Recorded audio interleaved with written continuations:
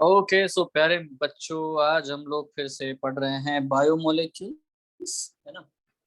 तो देखो, last class में हम लोगों ने बहुत सारी बातें करी थी यार, जैसे लिपिड के बारे में बोला था, और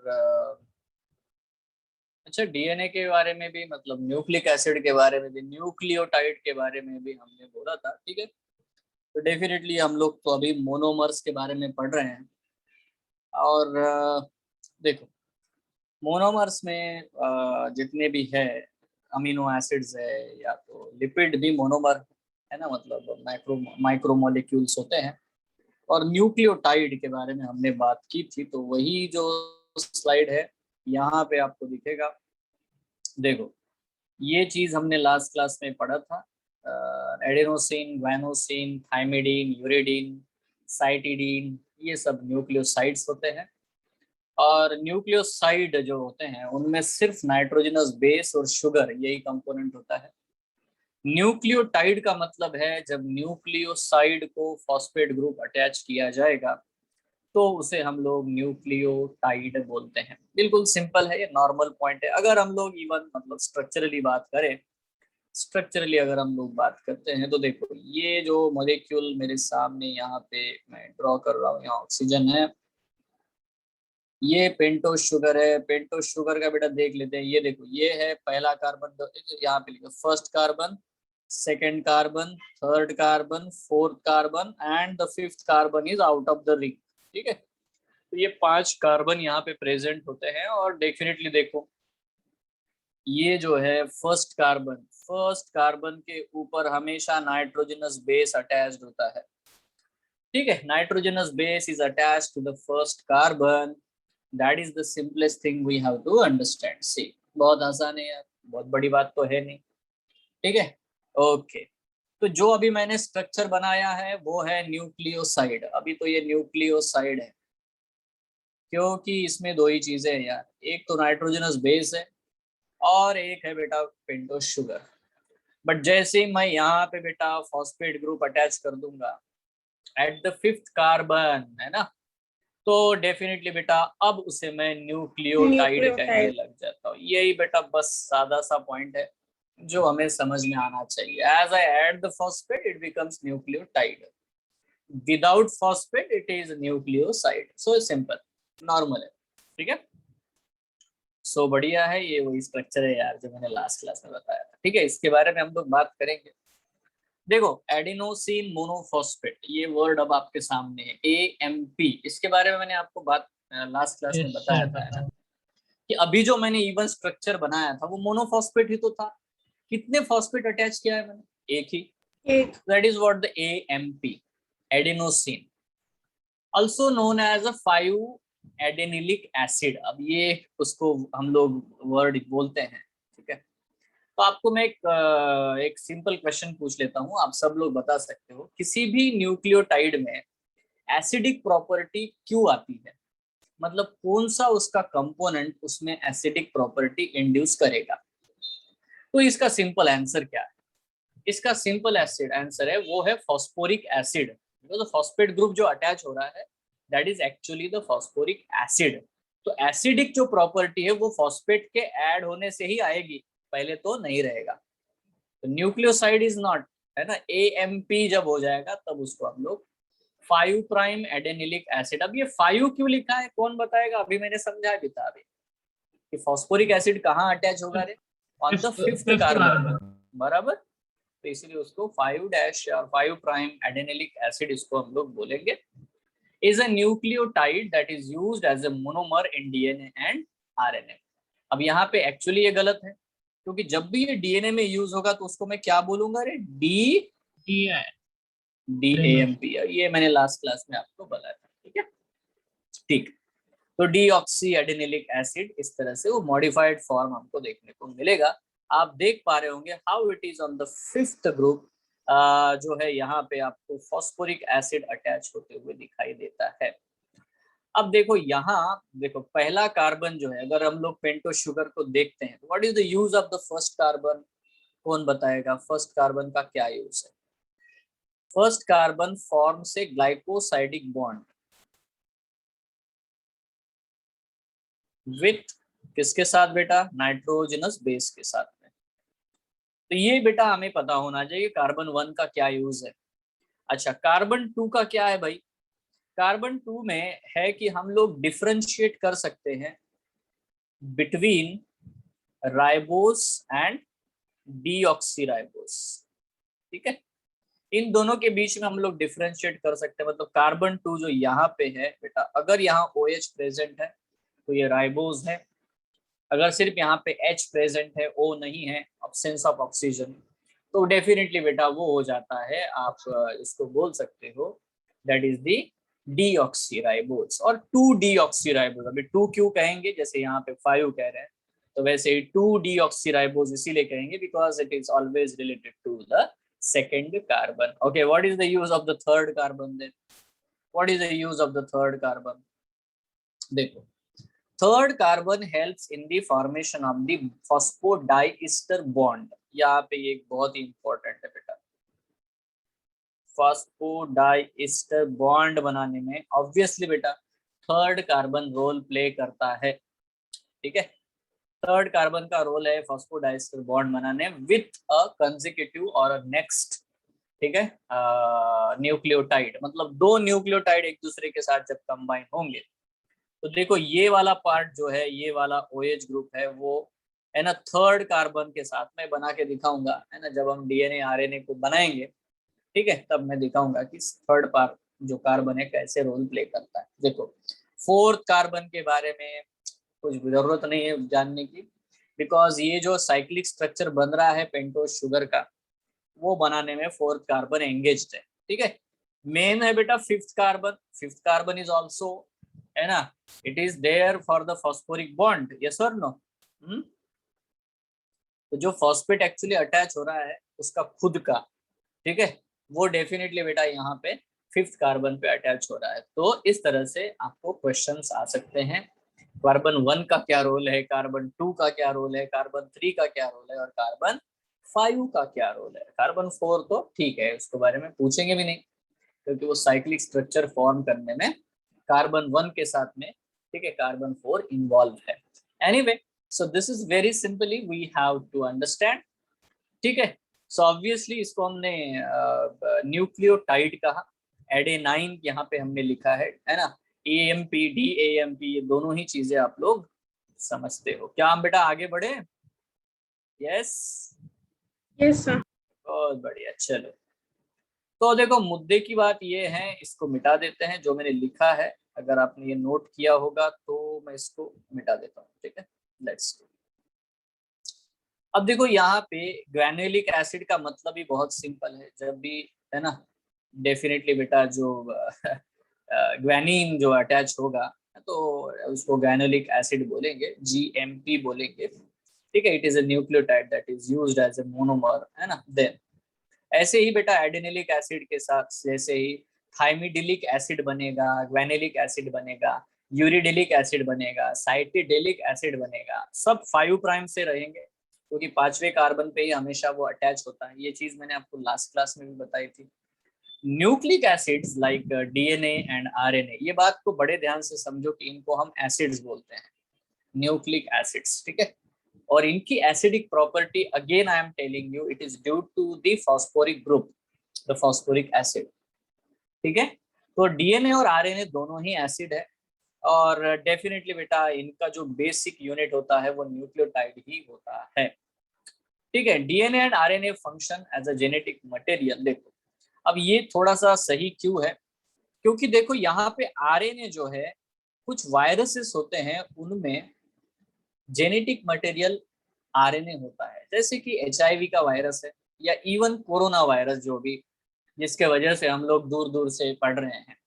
ठीक है, तो उसमें जो एक्चुअली जेनेटिक मटेरियल है वो RNA है, ना कि DNA। बाकी आमतौर पे मैक्सिममली जितने भी ऑर्गेनिजम्स पाए जाते हैं उनका जेनेटिक मटेरियल DNA होता है। ठीक है, तो mostly DNA is the genetic material. चाहे आप बैक्टीरिया ले लो, एनिमल्स लो, प्लांट लो, कोई भी लो, फंगस ले लो, but RNA is the genetic material only in cases of the virus. ठीक है, ये बात आपको पहले समझ लेनी है, पक्का। तो चलो कुछ सिंपल क्वेश्चंस लेते हैं। लास्ट जो भी हमने पढ़े थे, लिपिड्स कैसे होते हैं, ये तो बहुत आप आसानी से जान सकते हो। Lipids are soluble in what, it's very simple question, very simple है ना, बहुत ही आसान है। ऑर्गेनिक सॉल्वेंट्स में वो सोल्यूबल होते हैं। दूसरा एक सिंपल है, triglyceride that are liquid at room temperature. देखो अगर कोई भी है ना लिक्विड होता सर है at oil, room temperature, Oil. तो आप आंसर ऑयल दे सकते हो। अब यहाँ पे देखो ऑयल, ये हमारा आंसर होगा, ठीक है। Then the third one is what, the glycerol क्या चीज है बेटा, ग्लिसरॉल क्या चीज है बता सकते हो? ये मैंने आपको लास्ट क्लास में बताया था। ग्लिसरॉल प्रोपेन तो होता है, बट क्या प्रोपेन है भाई, कितनी जगह पे OH है उसको, तीनों कार्बन पे OH प्रेजेंट है। तो आप पहले कार्बन का OH, दूसरे कार्बन पे OH है, तीसरे भी कार्बन पे OH है, तो उसको क्या बोलोगे, 1 2 3, यस और नो, है ना? Yes sir. So obviously the answer is 1 2 3 try hydroxy propane, यही आप लोग बोलोगे, ठीक है। ट्राई हाइड्रोक्सी है, हाइड्रोक्सिल ग्रुप है बेटा, 3 3 वहां पे, और हर एक कार्बन पे है 3 कार्बन में। Number of carbon atoms in are group, ठीक है। एराकिडोनिक एसिड, ये अब आपको मैंने बेटा पामिटिक एसिड और एराकिडोनिक एसिड के स्ट्रक्चर मैंने लास्ट क्लास में बताए थे। तो कितने कार्बन होते हैं, है ना, आप क्या आंसर दे पाओगे इसका? 20 कार्बन आटम्स होते हैं आर आंसर क्या होगा इस क्वेश्चन का? Number of carbon atoms in are group of sir arachidonic 19, acid, 19। है ना। ये थोड़ा सा ट्रिकी है, क्योंकि मैंने भी लास्ट क्लास में आपको समझाया भी था कि देखो मैक्सिममली 20 कार्बन वाला होता है, और एराकिडोनिक एसिड में टोटल 20 कार्बन होते हैं। देखो एक तो COOH ग्रुप है जिसको हम R ग्रुप नहीं मानेंगे, बाकी R में है 19। तो क्वेश्चन यही पूछा है उन्होंने, ये वाला कार्बन छोड़ दो, है ना, जो कार्बोक्सिलिक एसिड वाला जो है वो अगर छोड़ दोगे तो आंसर जो है आपका डेफिनेटली 19 आना चाहिए। ये लास्ट क्लास में हमने पढ़ा था, ठीक है। ऑब्वियस है, बहुत ही सिंपल है बेटा।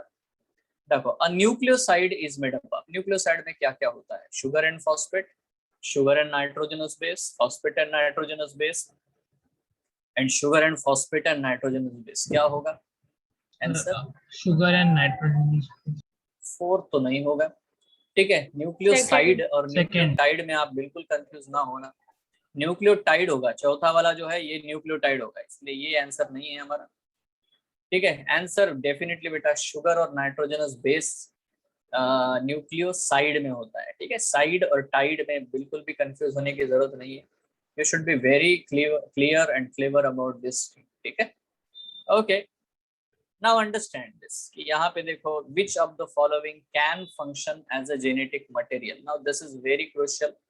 अब देखो अगर हम मोस्टली बोलेंगे, जैसे DNA है, RNA है, बोथ 1 and 2 एंड लिपिड, तो आंसर तो बहुत ही आसान है इसका, Both बहुत ही 1 आसान and है ना। So answer is both both 1 1 and 2। and 2, but आपको ये भी पता होना चाहिए कि अगर हम लोग बोथ वाला ऑप्शन नहीं देते हैं तो मोस्ट सुटेबल कौन है एज अ जेनेटिक DNA. मटेरियल? डीएनए। DNA है, नॉट द RNA, क्योंकि RNA बहुत जल्दी जल्दी बदलता है, म्यूटेट होता है।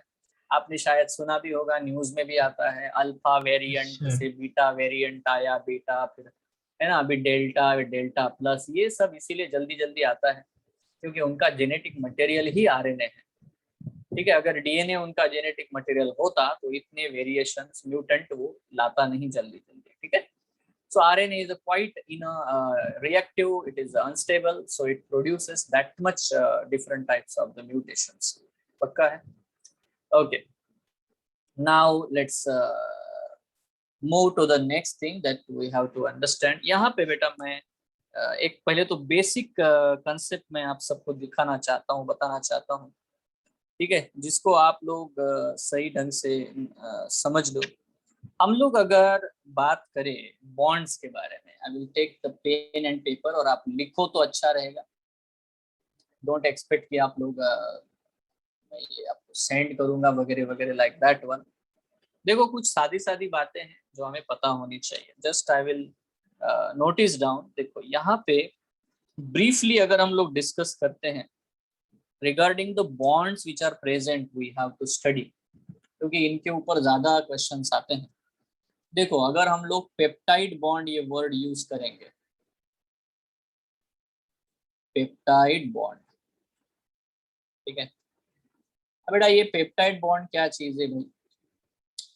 है ना। पेप्टाइड बॉन्ड आपको पता है ये कहाँ पे बनता है, पेप्टाइड बॉन्ड कहाँ पे पाया जाता है, you know it is present in what the proteins, है ना, और it is between the amino acids.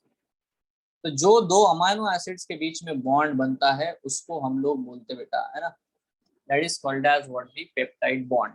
Amino acids के बीच में जो बॉन्ड बनेगा उसको हम लोग पेप्टाइड बॉन्ड कहते हैं। Now suppose if we draw this one, see this is carbon, ये अल्फा कार्बन है, इधर आर ग्रुप है, इधर हम लोगों ने H लिख दिया, इस साइड में बेटा NH2 है और यहाँ पे COOH प्रेजेंट है। सेम थिंग अगर मैं यहाँ पे एक दूसरा कलर से यहाँ पे वही चीज लिख देता हूँ C, this is NH2 and then again C and then there is another R group that is R dash and COOH and then here is H. So right now I have two amino acids, ये दो amino acids है। अब आप note कर सकते हो कि इसके पास एक हाइड्रोजन प्रेजेंट है, दो हाइड्रोजन है NH2 अमोनिया, और यहाँ पे बेटा एक हाइड्रोक्सिल ग्रुप है OH, ठीक है। Now if we combine this one, इन दोनों को अगर आप कंसिडर करोगे, इफ विल, है ना, सो यहाँ पे एक चेंज आपको नजर आएगा, you will see this will, they will form the bond in between, ठीक है। इनके बीच में आपको एक बॉन्ड देखने को मिलेगा like this, it will remain NH and the bond will form in between this, इन दोनों के बीच में बॉन्ड बन जाएगा, and while there is a loss of one water molecule, you can understand this, ठीक है। तो जब भी प्रोटीन बनता है, प्रोटीन जब भी बनेगा, so this type of the bond which is actually due to the dehydration, you will see, ठीक है। ये एक अमीनो एसिड है यहाँ पे और ये एक अमीनो एसिड है यहाँ पे। अभी ये डाई पेप्टाइड बन गया भाई, इसको मैंने बहुत सिंपली नाम क्या दिया बेटा, डाई पेप्टाइड। डाई पेप्टाइड इसीलिए क्योंकि इसमें दो अमीनो एसिड है, दैट्स इट, ठीक है। तो देखो दो अमीनो एसिड के बीच में ये बॉन्ड बना है और ऐसे बॉन्ड को हम लोग पेप्टाइड बॉन्ड बोलते हैं, ठीक है। So it's a simple thing, है ना। ये एक हो गया, अभी number 1 is done. Will talk about the second one, दूसरा क्या होगा बच्चों, सेकंड वाला है जिसको हम लोग, अभी मैंने बताया भी था थोड़ी देर पहले, यहाँ पे glycosidic bond, you no, glycosidic bond. अब ये जो बॉन्ड होता है ग्लाइकोसाइडिक बॉन्ड, ये क्या है, देखो ये कार्बोहाइड्रेट्स के बीच में बनता है, मतलब मान लेते हैं कि टू मोनोसैकेराइड जो होंगे, टू मोनोसैकेराइड, ठीक है, उनके बीच में ये बॉन्ड बनेगा। इनके बारे में हम लोग पढ़ेंगे, विल स्टडी अबाउट देम, ठीक है। मैं प्रॉपर मॉलिक्यूलर स्ट्रक्चर के साथ इसके बारे में बात करूंगा। तो जो दो मोनोसैकेराइड होते हैं उनके बीच में जो बॉन्ड बनता है that is the glycosidic bond. और ये भी हो सकता है कि दो कार्बन हाइड्रोकार्बन कंपाउंड से उनके बीच में, जैसे अभी हमने देखा था कि पेंटोस शुगर और नाइट्रोजनस बेस के बीच में जो बॉन्ड बनाया मैंने, कार्बन 1 है ना पेंटोस शुगर का, अभी दिखाया था, उसको मैंने क्या कहा था, ग्लाइकोसाइडिक बॉन्ड। तो मैं आपको एक क्वेश्चन पूछता हूँ, क्या डीएनए और आरएनए में ग्लाइकोसाइडिक बॉन्ड होता है या नहीं होता है? इट्स सिंपल क्वेश्चन, डीएनए और आरएनए में ग्लाइकोसाइडिक बॉन्ड होता है क्या? तो आंसर है यस, इट इज देयर। कहाँ पे होगा? कार्बन 1 एंड नाइट्रोजनस बेस के बीच में बेटा, आपको है ना C1 एंड नाइट्रोजनस बेस, इनके बीच में भी आपको बच्चों है ना carbon 1 of the pentose sugar and nitrogenous base, इनके बीच में जो बॉन्ड होता है वो भी बच्चों क्या होता है, ग्लाइकोसाइडिक बॉन्ड ही होता है। Is it clear? बहुत इजी है, कोई बहुत बड़ी बात नहीं है, ठीक है। तो ये बॉन्ड कैसे बनेगा, क्या बनेगा, इसको भी हम लोग देखेंगे, ठीक है। तीसरा जो है, इसके बहुत सारे टाइप आपको देखने पड़ेंगे, है ना, ग्लाइकोसाइडिक बॉन्ड के। और एक है जिसको हम लोग बोलते बेटा न्यूक्लिक एसिड के बीच में बनता है, और वो कौन सा था, अभी जो मैंने दिखाया वो था बेटा फॉस्फोडाइस्टर बॉन्ड। फॉस्फोडाइस्टर बॉन्ड ये कहाँ पाया जाता है, वेयर इट इज, अभी मैंने दिखाया था, you know the phosphodiester bond, carbon third वाले, ठीक है। तो ये डेफिनेटली बेटा दो कंसेक्यूटिव जो न्यूक्लियोटाइड्स होते हैं, तो ये डेफिनेटली बेटा is present between the nucleotides. तो जब भी न्यूक्लियोटाइड बनते हैं आरएनए डीएनए में, तब डेफिनेटली बेटा फॉस्फोडाइस्टर बॉन्ड बनते हुए हमें देखने को मिलता है। ना अगर हम स्ट्रक्चरली भी देखें, ये देखो, ये एक पेंटोज शुगर है, ये उसका कार्बन 1 है जहाँ पे नाइट्रोजनस बेस अटैच है, ये उसका कार्बन 5 है जहाँ पे फॉस्फेट ग्रुप प्रेजेंट है। बिल्कुल उसके नीचे बेटा मैं यहाँ पे, ये देखो, ये मेरे प्यारे बच्चों, इनको ये पेंटोज शुगर है, यहाँ एक कोई भी नाइट्रोजनस बेस हो सकता है, एडेनिन, ग्वानिन, साइटोसिन, एनीथिंग, ठीक है। बट आप नोटिस कर सकते हो कि इनके बीच में एक बॉन्ड बनेगा। अब ये तीसरा कार्बन है, थर्ड कार्बन है इसका, ऊपर वाले का थर्ड कार्बन और नीचे वाले का 5th कार्बन, इनके बीच में ये बॉन्ड बनेगा। यस और नो? यस। अब मान लेते हैं अगर हम लोग फास्फोरिक एसिड का स्ट्रक्चर देखते हैं तो उसका ऑक्सीजन यहाँ पे आपको रहेगा, ठीक है। एंड देन यहाँ पे देखो, अगर हम लोग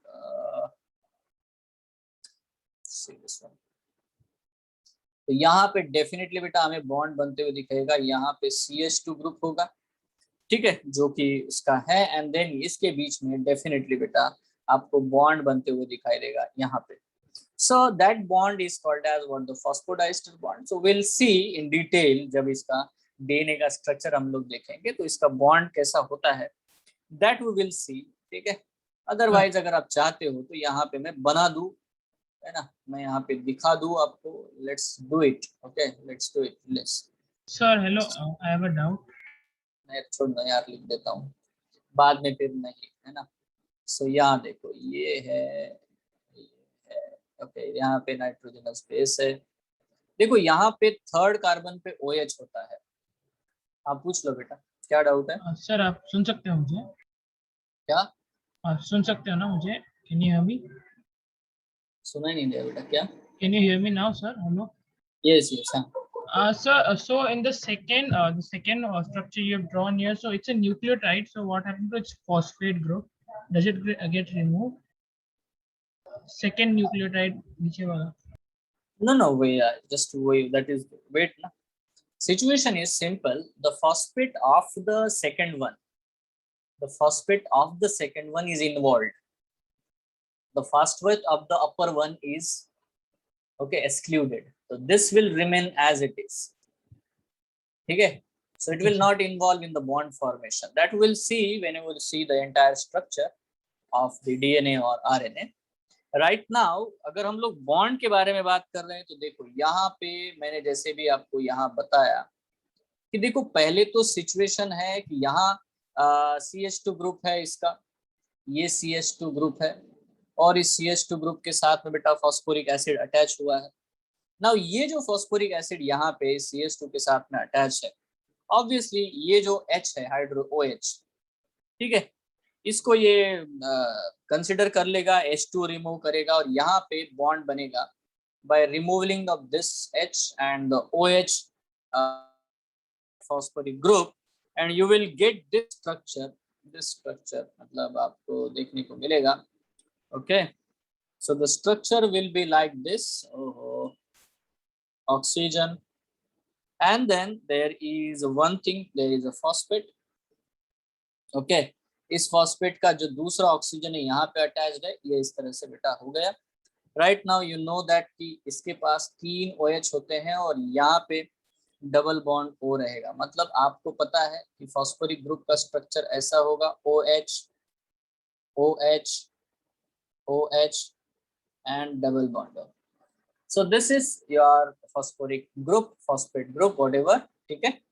तो डेफिनेटली बेटा यहाँ पे आपको ये चीज देखने को मिलेगी कि यहाँ पे अगर आप देखोगे तो ये वाला H गया इसका, ठीक है, लॉस हो गया, और यहाँ पे जो OH था ये भी चला गया जो थर्ड कार्बन पे था, तो उन्होंने एक वाटर बना दिया। एंड यहाँ पे आप नोटिस कर सकते हो यहाँ पे बेटा इसने ऑक्सीजन जो है ये वाला जो CH2 के साथ बॉन्ड बना दिया है, तो रिमेनिंग जो भी पोर्शन है वो ऐसा रहेगा, ठीक है। Right now I am telling you this will B, जब भी ये बॉन्ड में होगा, so it will be like this oxygen is combined with the third carbon, this oxygen is combined with the 5th carbon, and this oxygen will lose the hydrogen and become negatively charged. So now what happens whenever there is a DNA or RNA or DNA, they have the negative charge. DNA is a negatively charged entity, as well as the RNA is a negatively charged entity. Why? Because it's a phosphate group has a negative charge. That's it. ठीक है, मैं आपको simple question पूछता हूँ बेटा, DNA और RNA के ऊपर कौन सा चार्ज होता है? तो आंसर है it is negatively charged. Why? Who is imparting the negative charge to the DNA or RNA? The answer is it's a phosphate group. Okay, that is the simplest thing we all have to understand. Yes, सबको समझ में आ रहा है? ठीक है, इसको एक और बार मैं दिखाऊंगा आपको, है ना, जब भी हम लोग DNA RNA का स्ट्रक्चर बनाएंगे. then also I will show this one. But right now see, जब भी बेटा ये बॉन्ड बना है तो ये कैसे बना? यहाँ पे हमेशा बेटा 3 साइड, ये देखो OH इसका फ्री है, ये OH फ्री है. अब नया अगर ओके और एक अगर बेटा न्यूक्लियोटाइड यहाँ पे ज्वाइन होना है तो बेटा ये वाला भी OH पार्टिसिपेट करेगा, ये OH पार्टिसिपेट करेगा with the phosphate group of this downward nucleotide. बराबर है, सही है. और यहाँ पे एक वाटर मॉलिक्यूल का लॉस होगा and the loss of water molecule will produce a another phosphodiester bond. Yes or no? Yes. Yes sir. सबको क्लियर है? वाटर लॉस हो रहा है, ये दिख रहा है आपको. OH है, थर्ड कार्बन का OH है, ठीक है, और H from the phosphate that will be lost and it becomes phosphodiester bond. That's it, simple. Yes everyone.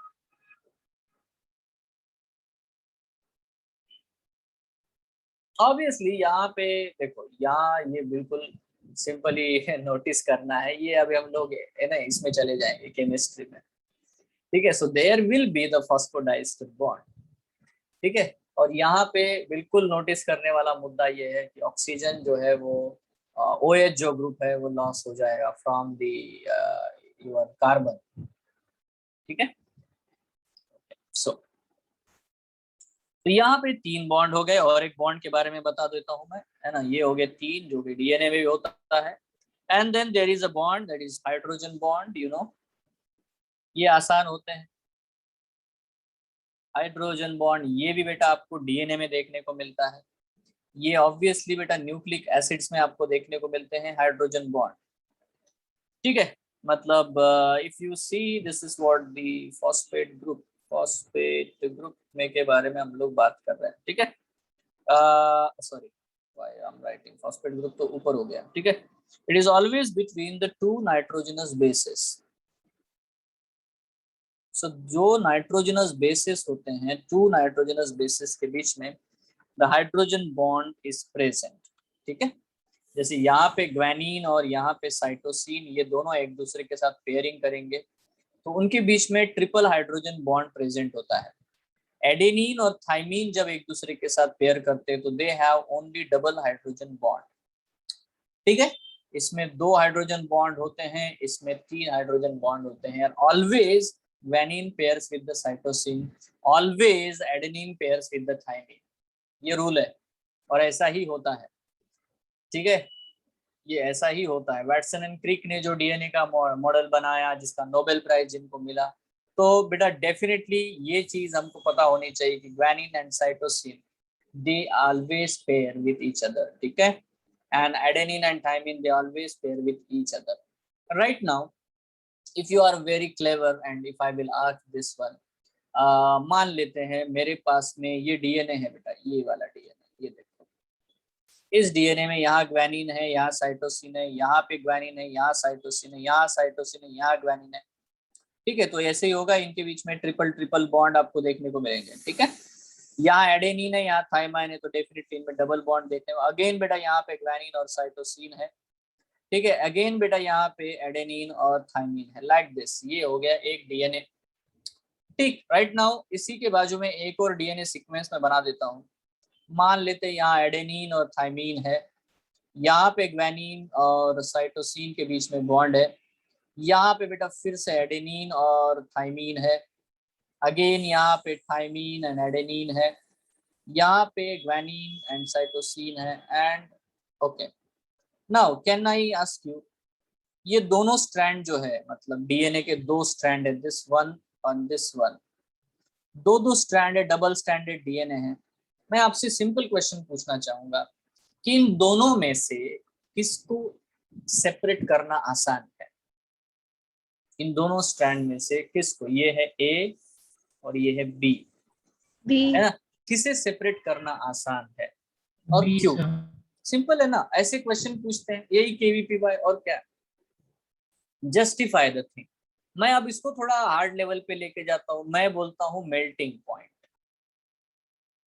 या उसको बोलते हैं मेल्टिंग टेम्परेचर। अभी मेल्टिंग टेम्परेचर का मतलब होता है a temperature at which the DNA two DNA strands will separate, ठीक है, इसको हम लोग बोलते हैं TM value of the DNA, TM value of DNA.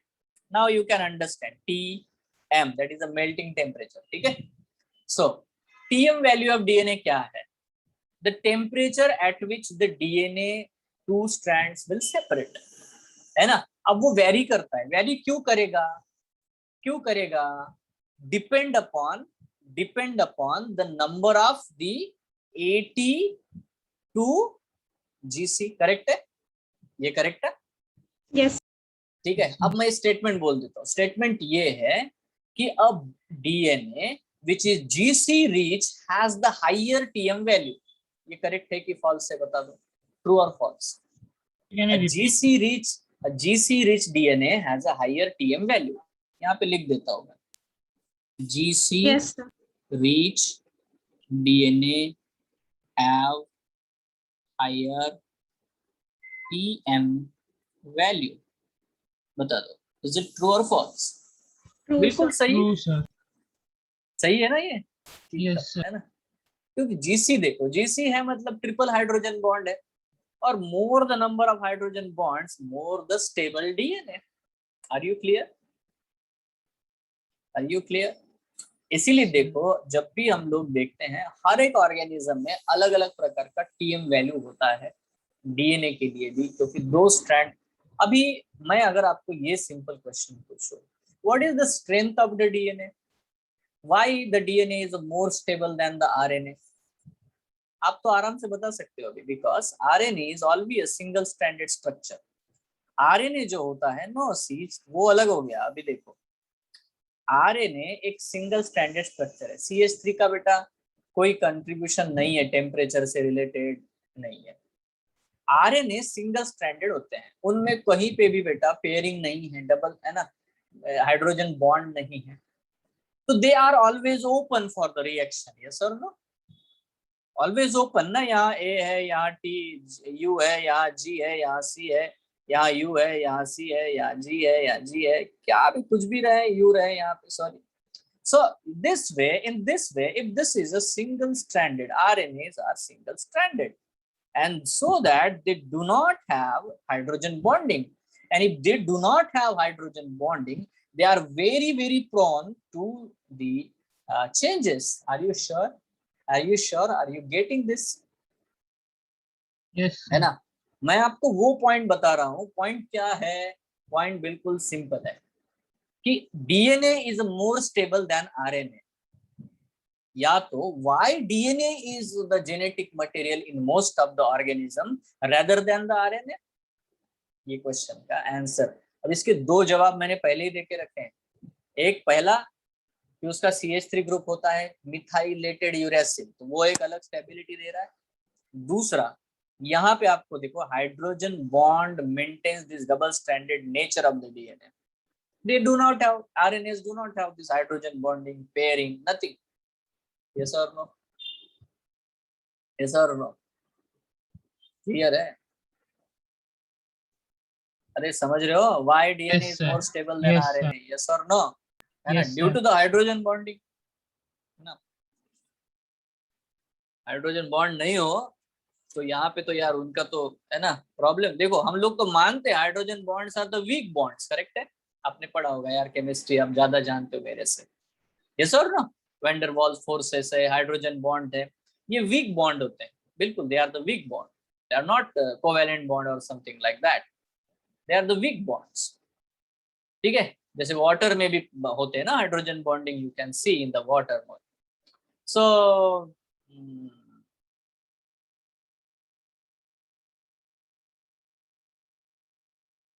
what can an unstable RNA?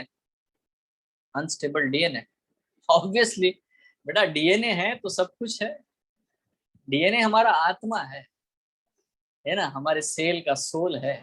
अगर वही खत्म हो गया, उसमें डिस्टरबेंस आ गया, तो there will be problem, you know, obviously there will be problem. So let's move ahead. तो देखो, इसके साथ साथ ये हो गया हाइड्रोजन बॉन्ड के बारे में मैंने बताया, उसका इंपॉर्टेंस क्या है इसको मैंने समझाया। दूसरा है बेटा इसके बाद में और जो बॉन्ड है जिसको हम लोग बोलते हैं हाइड्रोफोबिक बॉन्ड। अब ये वही पॉइंट मैं बता रहा हूँ जो आपको केवीपीवाई में बहुत जरूरी है, ठीक है।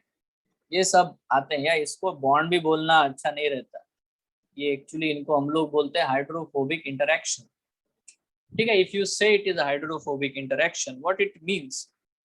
देखो, जब भी हम लोग प्रोटीन मॉलिक्यूल के स्ट्रक्चर के बारे में पढ़ेंगे, so two non polar side chains of a neutral amino acids, non polar side chain जो होते हैं न्यूट्रल अमाइनो एसिड्स के, वो एक दूसरे के साथ में बेटा, है ना, इंटरेक्ट करते हैं, है ना। जो भी इंटरेक्शन उनके बीच में बनता है, ठीक है, to avoid the contact with water, उसी को हम लोग बोलते हैं हाइड्रोफोबिक। हाइड्रोफोबिक का मतलब ही होता है अवे फ्रॉम वाटर, ठीक है, they want to move away from the water, ठीक है। Right now if I will tell you like this one, see, बड़े ध्यान से देखना, सब लोग सही ढंग से समझो। मेरे पास एक प्रोटीन बना हुआ है, इस एरिया में हाइड्रोफिलिक अमीनो एसिड्स है। उसके बाद ये वाला जो एरिया यहाँ से यहाँ पे यहाँ तक बेटा हाइड्रोफोबिक ये अमीनो एसिड्स है। फिर अगेन बेटा यहाँ से यहाँ तक हाइड्रोफिलिक अमीनो एसिड्स है। अगेन यहाँ पे आपको देखने को मिल रहा है हाइड्रोफोबिक अमीनो एसिड्स है। And again I will say this is what the hydrophilic. Now अब ये पूरा प्रोटीन बना दिया आपने, कहीं कहीं पे हाइड्रोफिलिक है, कहीं कहीं पे हाइड्रोफोबिक अमीनो एसिड्स है। अब इसको आप वाटर में डाल दो। If you pour this into the water, what will happen. इसको पानी में डाल दो, क्या हो जाएगा, क्या होगा बताओ। Some fragments are hydrophilic and some fragments are hydrophobic. What will happen? So the It will fragments that will be hydrophilic will is dissolve in water. क्या होगा, dissolve वगैरह नहीं होगा, that's why it will maintain its structure. It will form a different configuration. It will form a configuration which is balanced, which is stable. How it is? I will show you. See, red color जो है वो इस तरह से आपको दिखाई देगा, जो बाहर की तरफ रहेगा, ये वाला portion 1, this is 1, and then this blue one will enfold it, अंदर घुस जाएगा ये, ठीक है। and then you can see that this is the 2 second one, तो second one अंदर हो गया। then again what will happen, this one देखो, ये देखो आपको दिखाई दे रहा है, ये बेटा ये वाला पोर्शन थर्ड वाला, सो ये थर्ड वाला है, ठीक है। और फिर से वही होगा बेटा, जो भी हाइड्रोफोबिक पोर्शन है वो अंदर चला गया है, ठीक है। and then this is the fourth one, so this is the fourth one, and right now I will see, okay, ये देखो इस तरह से ये प्रोटीन ग्लोब्यूलर प्रोटीन बन जाएगा। तो वाटर को फेस करने वाला जो पोर्शन है वो हमेशा हाइड्रोफिलिक है, और हाइड्रोफोबिक पोर्शन जो है वो अंदर छुप गए हैं। कैन यू सी दिस, ठीक है। तो जब भी Yes. प्रोटीन्स बनते हैं तो उनके हाइड्रोफिलिक जो पोर्शंस होते हैं वो हमेशा वाटर को फेस करते हैं, क्योंकि देखो हमारे एंटायर सेल में मैक्सिमम अमाउंट पे वाटर प्रेजेंट है, ठीक है, मैक्सिमम अमाउंट में वाटर प्रेजेंट है। So this is what the thing you all have to understand, ठीक है। जो बाहर बाहर है बेटा वो definitely this is the hydrophilic. तो इनके बीच में जो ब्लू कलर वाले पोर्शन है, उनके बीच में जो इंटरेक्शंस हो रहे हैं उनको मैं क्या बोलूंगा, उन्हें मैं क्या बोलूंगा, because they are hydrophobic, so the interactions are considered as what the hydrophobic interactions. Is it clear? Yes. और इसी वजह से उसने अपना ऐसा स्ट्रक्चर भी बना लिया है। I hope it is very clear to you, और व्हाट, समझ रहे हो आप लोग? पक्का है क्या? Now Yes, sir. क्या ये स्ट्रक्चर स्टेबलाइज किया जा सकता है? क्या ये स्ट्रक्चर स्टेबल हो सकता है? हो सकता है। इसीलिए और एक बॉन्ड आएगा बेटा, है ना, जो प्रोटीन्स में पाया जाता है। इन बॉन्ड्स को हम लोग बोलते हैं बच्चों डाइसल्फाइड बॉन्ड, ठीक है। इनको बोलते हैं हम लोग disulphide bond. Now what this disulphide bond means, इसका क्या मतलब है डाइसल्फाइड बॉन्ड का? क्या आप मुझे बता सकते हो ऐसे अमीनो एसिड जिनमें सल्फर प्रेजेंट होता है? ऐसे 2 अमीनो एसिड बताओ जिनमें सल्फर प्रेजेंट होता है, सिस्टीन एंड मिथियोनिन। ये मैंने आपको लास्ट क्लास में लिख के दिया था, ठीक है। सिस्टीन और methionine they are the sulphur containing proteins, S containing लिख के दिया था, S containing sulphur containing amino acids, ठीक है। तो होता क्या है, सपोज यहाँ पे अगर सिस्टीन प्रेजेंट है, यहाँ पे अगर सिस्टीन प्रेजेंट है और यहाँ पे मिथियोनिन प्रेजेंट है, तो वो दोनों एक दूसरे के साथ अंदर के अंदर बॉन्ड बना लेंगे, है ना, दोनों। इसको हम लोग बोलते हैं डाइसल्फाइड ब्रिज या डाइसल्फाइड बॉन्ड, क्योंकि उसके पास भी सल्फाइड ग्रुप है, इसके पास भी सल्फाइड ग्रुप है, दोनों वहां पे आसपास में आ गए, दोनों ने एक दूसरे के साथ बॉन्ड बना दिया, तो ये जो स्ट्रक्चर है वो फिक्स हो गया। ये स्ट्रक्चर क्या हो जाता है, फिक्स हो गया। तो बेटा देखो, disulphide bridges can be form between the cysteine and methionine, cysteine and cysteine and methionine and methionine, बराबर। इन तीनों के बीच में ही डाइसल्फाइड बॉन्ड बन सकते हैं। कैन यू अंडरस्टैंड दिस और नॉट? Yes, sir. है ना, क्योंकि 2 ही ऐसे अमीनो एसिड है जिनमें सल्फर प्रेजेंट होते हैं। जैसे ही इंटरेक्शन बनते हैं, तो देखो मान लेते हैं यहाँ पे बेटा मिथियोनिन है, यहाँ पे भी मिथियोनिन है, इनके बीच में बन गया बॉन्ड। तो इस तरह से जितने ज्यादा बेटा वो एक दूसरे के अप्रोच में आएंगे, है ना, वो बॉन्ड भी बना लेंगे और वहां पे स्टेबल हो जाएंगे। बट वो पहले क्लोज क्यों आए? पहले क्योंकि हाइड्रोफोबिक इंटरेक्शन हुआ, इसीलिए वो क्लोज आए, करेक्ट है।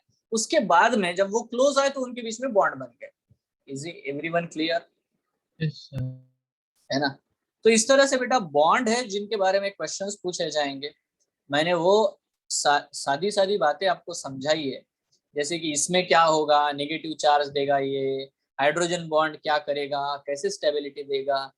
बहुत ही मैच्योर्ड और सिंपल चीजें मैंने बताई है, जो कि आपको अगर थोड़ा भी डिफिकल्ट क्वेश्चन आए तो आप उसका जवाब दे पाओगे। I hope it will be helpful to all of you. Yes और नो? यस, कोई भी डाउट है ये बॉन्ड्स के बारे में आप पूछ सकते हो। Any doubt? If you do not have a doubt, we have a lot of things to do. See, Can you show the diagram again? क्या बेटा? Yes, this one. Thank you. Yes, sir.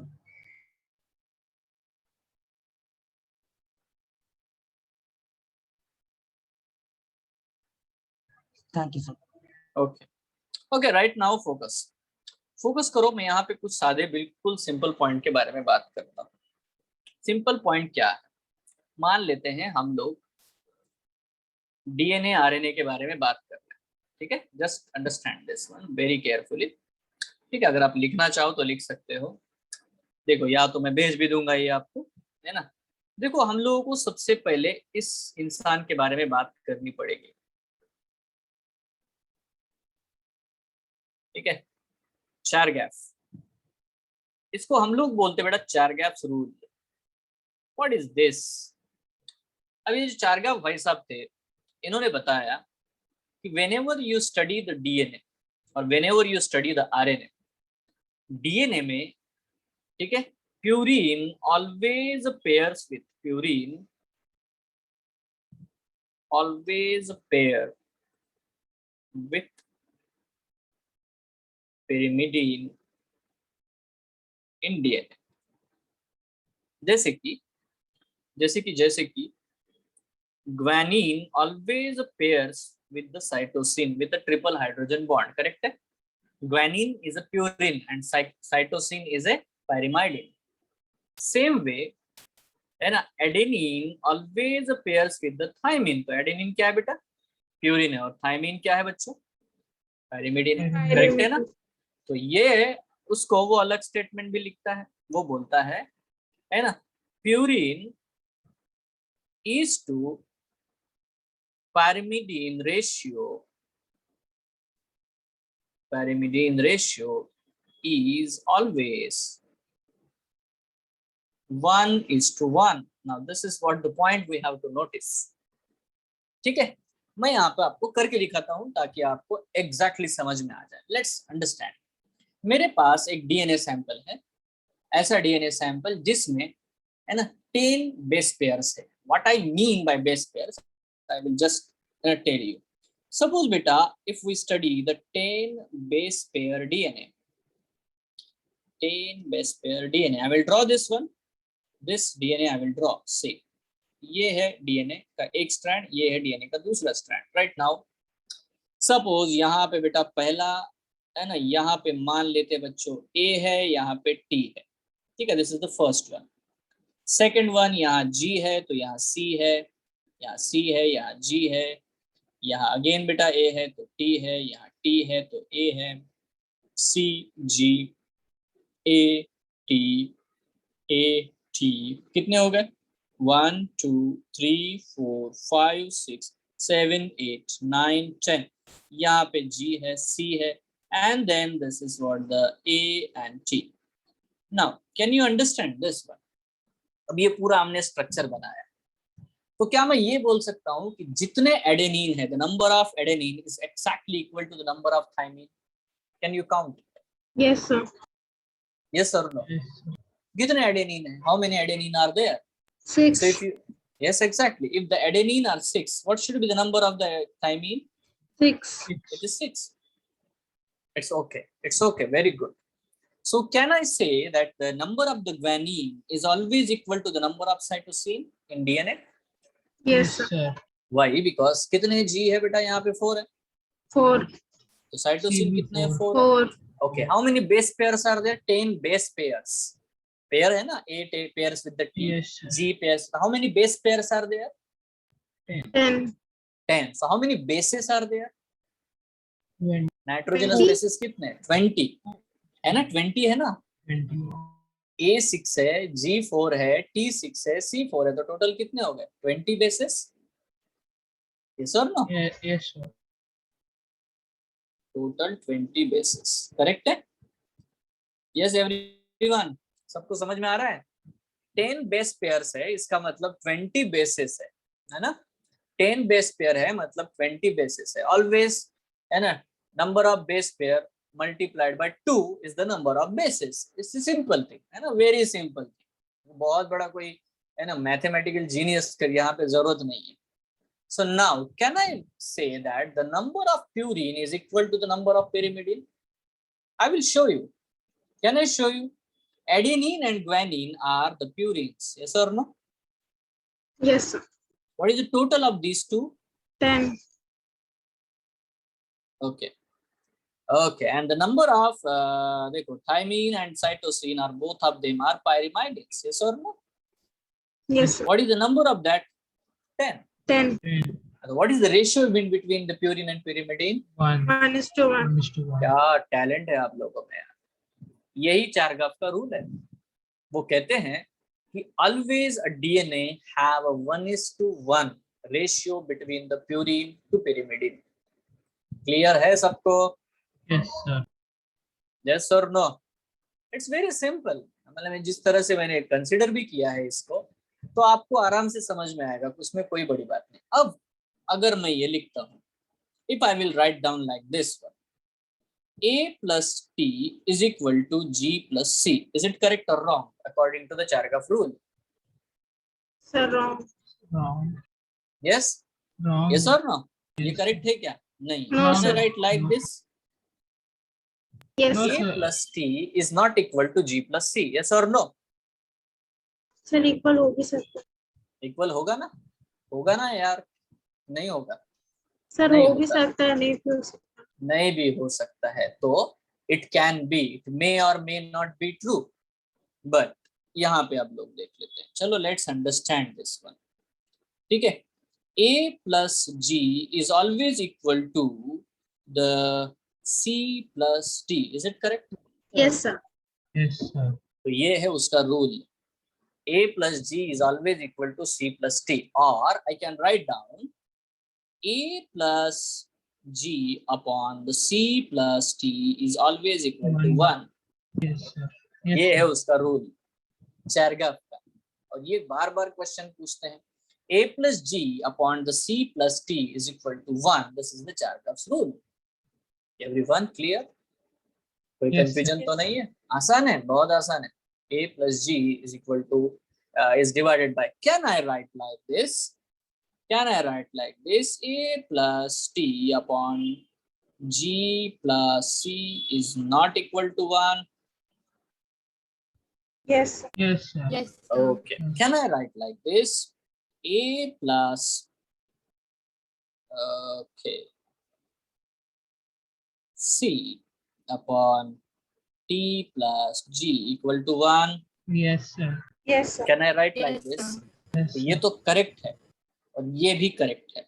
मान लो आपको questions में ये आया कि विच of the following satisfies the चारगाफ rule, और ये एक अलग ऑप्शन दिया और ये एक अलग ऑप्शन दिया. Which one you will select?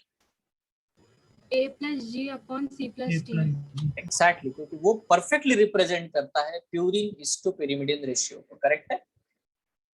पर नीचे वाला ऑल्दो ये करेक्ट है, ये नीचे वाला जो लिखा है वो करेक्ट जरूर है, बट ऊपर क्या लिखा है? एक प्यूरिन pyrimidine है, नीचे भी एक प्यूरिन pyrimidine है. S everyone?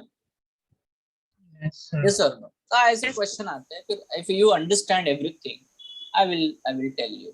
ठीक है. Right now, a question. A DNA sample consists of 90 base pairs, or we'll take the simple one. Consists of 30 adenine. ठीक है, 30 adenine. Okay, we'll take this sample. Consist of 90 base pairs. ठीक है, having 30 adenine. ठीक है.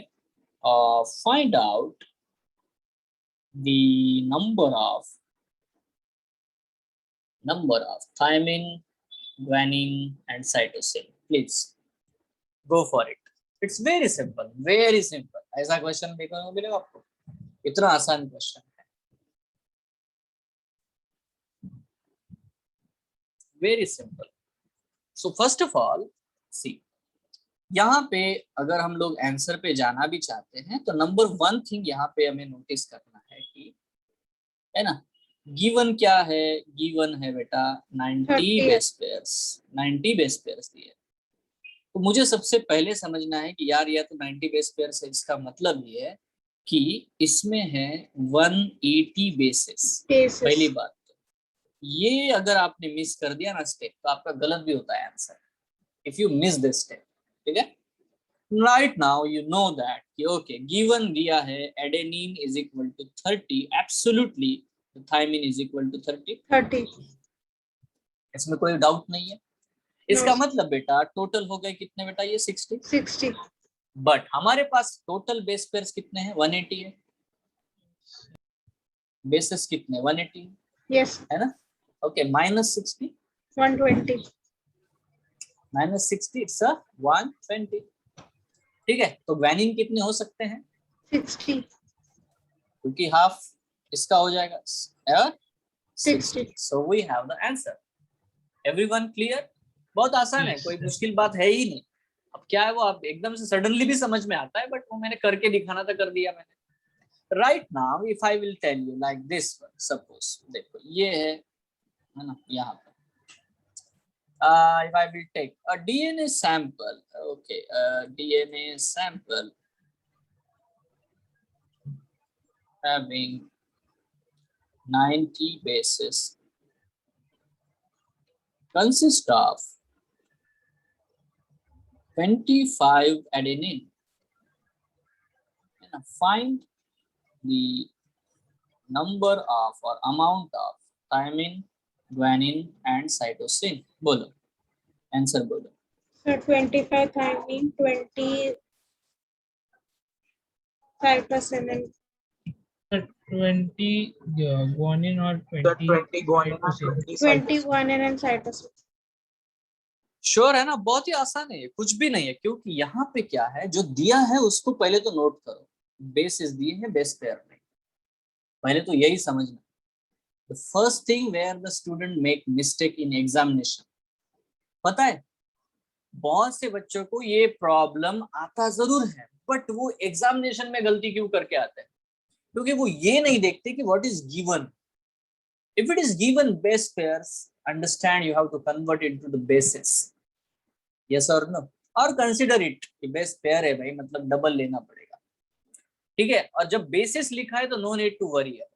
Well, the answer will be there. So we'll do this one, क्योंकि है तो करना तो पड़ेगा। देखो 90 bases दिया है, ठीक है, 25 एडेनाइन दिया है, इसका सीधा ही मतलब है सो, है ना, 25 थायमीन हो गए, तो टोटल कितने हो गए बेटा? 50 हो गए। 50. अभी हमें करना ही क्या है, 90 माइनस 50 बचे कितने बेटा? 40, ठीक है। 40 का हाफ हाफ हो जाएगा, दैट मींस 20. है ना, 20 will be guanine and 20 will be cytosine. That's it. It's so simple. Now we'll consider here another question. The question is, a DNA sample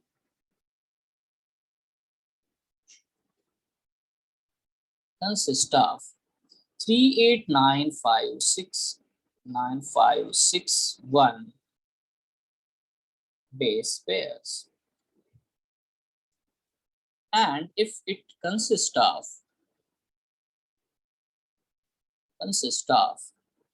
16% adenine, what will be the percent amount of thymine, guanine and cytosine?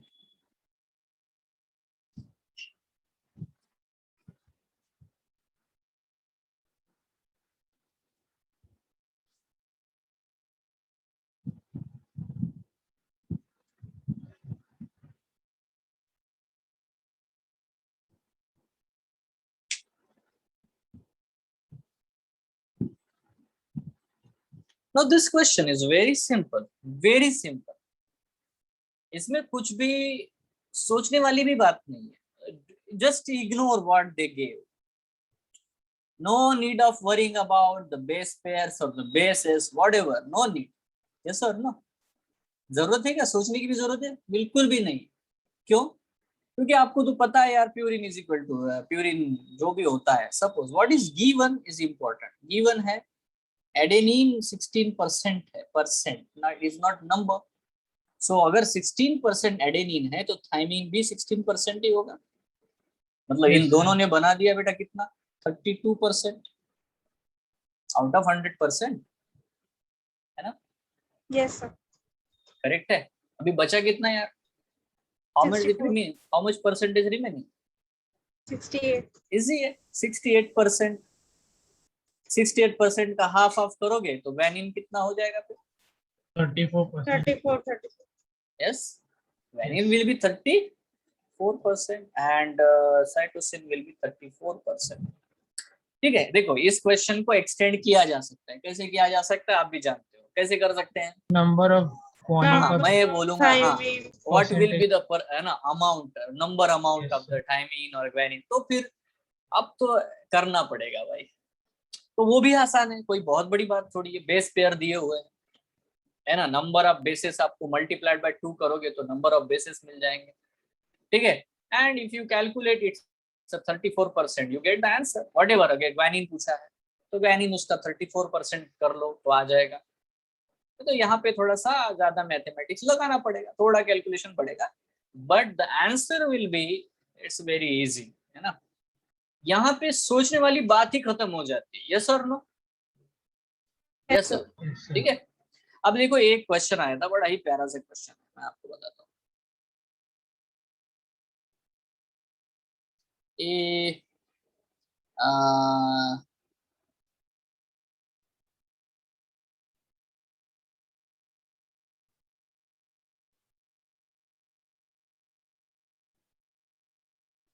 psi phase have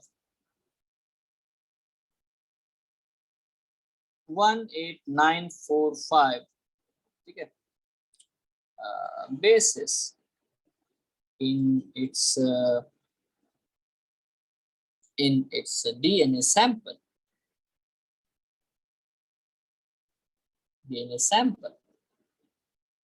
ठीक है।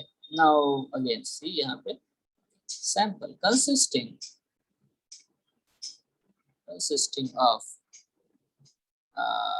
9 1 3 2 adenine. Okay, so what will be the number of other bases? Now this is a very critical question, very critical and difficult also.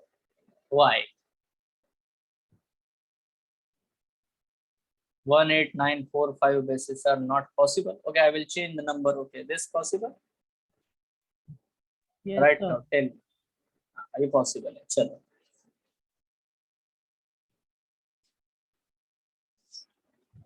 So be clear. Now this is why it is a difficult question, you know. It needs an idea that, see, what is this first thing? तो पहले तो ये यार पता होना चाहिए ये क्या चीज है मेरे भाई, है ना?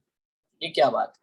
ये क्या है भाई, है ना? अब देखो बैक्टीरियोफाज आते हैं बहुत सारे। बैक्टीरियोफाज मतलब ऐसे वायरस जो बैक्टीरिया को कंज्यूम करते हैं, बैक्टीरिया के ऊपर अटैक करते हैं, उसको किल करते हैं, उनको हम बैक्टीरियोफाज बोलते हैं। ठीक है, शायद आपने देखा भी होगा, I don't know, have you seen or not? आपने ये स्ट्रक्चर जरूर देखा होगा, मैं आपको बताता हूँ। ये वाला ऐसे होते हैं वो, है ना? बहुत बार होता है यार, मतलब इवन गेम्स वगैरह भी खेलोगे ना, वहां बहुत जगह पे आपको देखने को मिलते हैं। Have you seen this type of the bacteria? Virus. ठीक है, तो ये होते हैं टेडपोल जो वायरसेस होते हैं। अब मजेदार बात ये है कि आप इसका आंसर क्या दोगे? ऑब्वियसली, ठीक है, what should be it's answer? The answer is we can't tell the number of other bases. This is the answer. Why? Because this virus have single stranded DNA. ठीक है? No, it is a DNA. It's given. It's not RNA. ठीक है? It's not RNA. It's just DNA. But viruses में कुछ ऐसे भी virus है जिनमें सिंगल स्ट्रैंडेड डीएनए पाया जाता है। ठीक है, मतलब वायरस का क्लासिफिकेशन भी करोगे ना तो 4 प्रकार के वायरस आपको देखने को मिलते हैं। ठीक है, 2 ग्रुप होते हैं वायरस के, अगर आप देखोगे तो देखो वायरस का क्लासिफिकेशन होता है, एक को बोलते हैं डीएनए वायरस और एक को बोलते हैं RNA virus. But DNA virus के 2 टाइप आते हैं। एक में डबल स्ट्रैंडेड डीएनए होते हैं जो कि नॉर्मल है, बट कुछ वायरस रहते हैं जिनमें सिंगल स्ट्रैंडेड डीएनए पाया जाता है। ठीक है, वो एग्जिस्ट करते हैं, वो जल्दी जल्दी म्यूटेशन भी करते हैं। ठीक है, एंड देन बस इतना ही है, वो आरएनए से मॉडिफाइड हुए हैं, डीएनए बने हैं, दैट्स इट। ठीक है, बस उसमें थाइमीन होता है, बाकी पेयरिंग वगैरह नहीं होती। नाउ देखो आरएनए में भी बेटा गड़बड़ है। ऐसे भी वायरस पाए जाते हैं जिनमें सिंगल स्ट्रैंडेड आरएनए है, जो कि नॉर्मल चीज है, but some viruses are there which have a double stranded RNA also. Now that is what the problem. ठीक है, so if we know, okay, what are the examples of this type of viruses, we can give the answer, but the bacteriophages are, you know, है ना, कुछ ऐसे होते हैं जैसे ये वाला मैंने बताया है। ठीक है, ये सिंगल स्टैंडर्ड वायरस होता है, सिंगल स्टैंडर्ड डीएनए वाला वायरस है। It's so simple, it's very simple, इसमें कुछ भी ज्यादा मुश्किल है नहीं। ठीक है, अब देखो बहुत सारे इसके क्वेश्चंस बनाए जा सकते हैं, मैं तो ये अभी बना ही रहा हूँ ना आपके सामने, मुझे भी थोड़ी पता है। ठीक है, सो आप आराम से ऐसे क्वेश्चंस बना सकते हो। Right now I am telling you different things, understand this. बच्चों थोड़ा ध्यान देना। ये देखो ये पॉइंट है, हम लोगों ने इसके बारे में पढ़ा। ये चीज है पेंटोज शुगर, बराबर। इस पेंटोज शुगर पे यहाँ पे आता है बेटा नाइट्रोजनस बेस, ध्यान देना सब लोग है। यहाँ पे होता है बेटा HOH सेकंड कार्बन, यहाँ पे भी है बेटा HOH थर्ड कार्बन, ये तो फोर्थ कार्बन है, और यहाँ फिफ्थ कार्बन है, और फिफ्थ कार्बन पे फॉस्फेट है। Now this is a nucleotide, yes और no, this is a nucleotide, understand this, yes, ये है न्यूक्लियोटाइड, पक्का। अब इसके और आगे बढ़ाते हैं कहानी, ठीक है। सी, इन दोनों में क्या डिफरेंस है आपको दिखाई दे रहा है। यहाँ पे नाइट्रोजनस बेस है, यहाँ पे कार्बन फिफ्थ है, यहाँ पे फॉस्फेट ग्रुप है, यहाँ पे बच्चों H और OH प्रेजेंट है, बट सेकंड कार्बन पे H और H है। तो दोनों में एक नॉर्मल डिफरेंस है। ये डेफिनेटली बेटा RNA में पाया जाता है क्योंकि ये राइबोज शुगर है, ठीक है। और ये DNA में पाया जाएगा क्योंकि ये डीऑक्सी राइबोज शुगर है, ठीक है। इसको हम लोग 2-डीऑक्सी राइबोज बोलते हैं क्योंकि सेकंड कार्बन पे डिफरेंस है।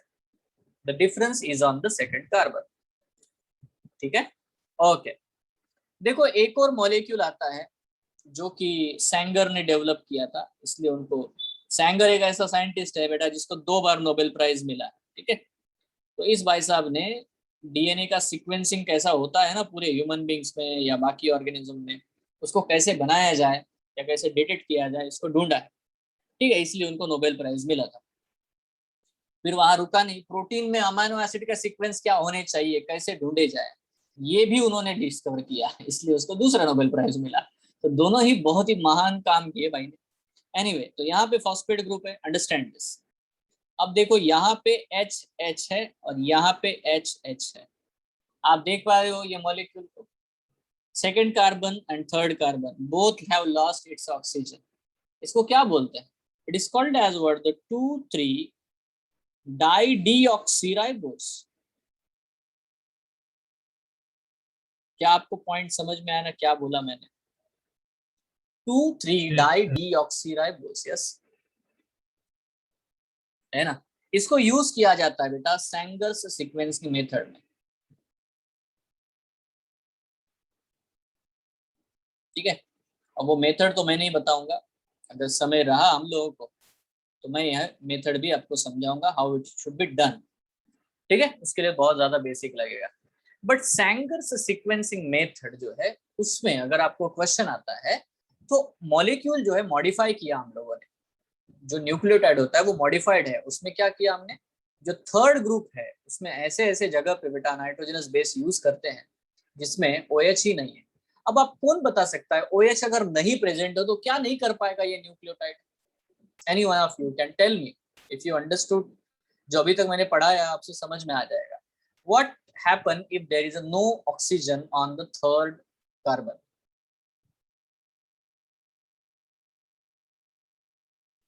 Answer is, it will not able to form the phosphodiester bond. Are you sure? Yes, sir. हाँ, वो फॉस्फोडाइस्टर बॉन्ड ही नहीं बना पाएगा, है ना। तो हम लोग सीक्वेंसिंग कर सकते हैं, टर्मिनेशन कर सकते हैं, ठीक है, किसी भी DNA के पॉलीमराइजेशन प्रोसेस को। So that will be very difficult to talk about right now. But the thing is बेटा इन तीनों के बीच में मैंने डिफरेंस बता दिया। Right now what I am doing here something different. See, it will make a structure. चलो हम लोग एक स्ट्रक्चर बना लेते हैं। ये देखो, ये है मेरे प्यारे बच्चों, यहाँ पे मैंने नाइट्रोजनस बेस लिखा A, एडेनिन, ठीक है। यहाँ पे बेटा फॉस्फेट ग्रुप है, इसके नीचे एक और बार बेटा मैंने नाइट्रोजनस बेस और शुगर लिख दिया, यहाँ पे है सपोज T। और यहाँ पे जो फॉस्फेट ग्रुप है बेटा इस थर्ड कार्बन के साथ फॉस्फोडाइस्टर बॉन्ड बना देगा, तो ये बन गया डाइन्यूक्लियोटाइड, ठीक है। Right now if I will write again one molecule here, ठीक है, यहाँ पे मान लेते बेटा G है और यहाँ का जो फॉस्फेट है वो डेफिनेटली इस थर्ड कार्बन के साथ में बॉन्ड बना देगा, तो ये बन गया बेटा ट्राई न्यूक्लियोटाइड। यस और no? What is this? Trinucleotide, ठीक है। This is a trinucleotide. Yes everyone, ये क्या है बेटा?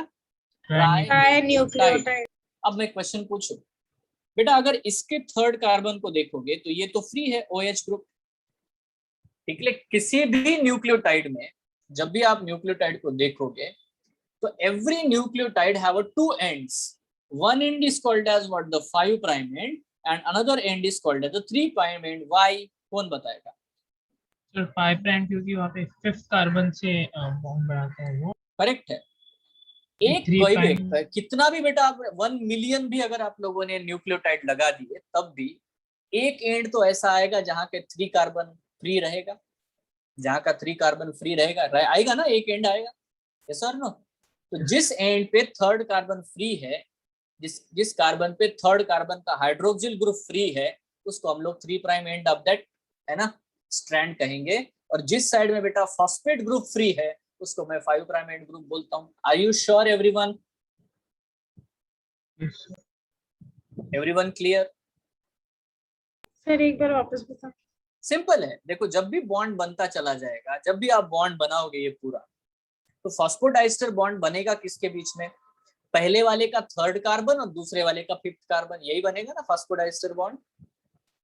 Yes sir. अरे इसका थर्ड कार्बन और इसका फिफ्थ कार्बन, इसमें ही बॉन्ड बना। अगेन इसका थर्ड कार्बन, इसका फिफ्थ। बट बेटा जो आखिरी वाला रहेगा, लास्ट न्यूक्लियोटाइड, उसका OH ग्रुप तो फ्री रहेगा थर्ड कार्बन का, always, yes sir. Whatever may be any last one. और जो पहला वाला है, द फर्स्ट वन, उसका फॉस्फेट ग्रुप भी फ्री रहेगा। It is not involve in the bond formation, yes और नो। तो इसीलिए किसी भी RNA या DNA स्ट्रैंड में 2 एंड होते हैं। One is a 5' and, another is a 3' and. Everyone is clear?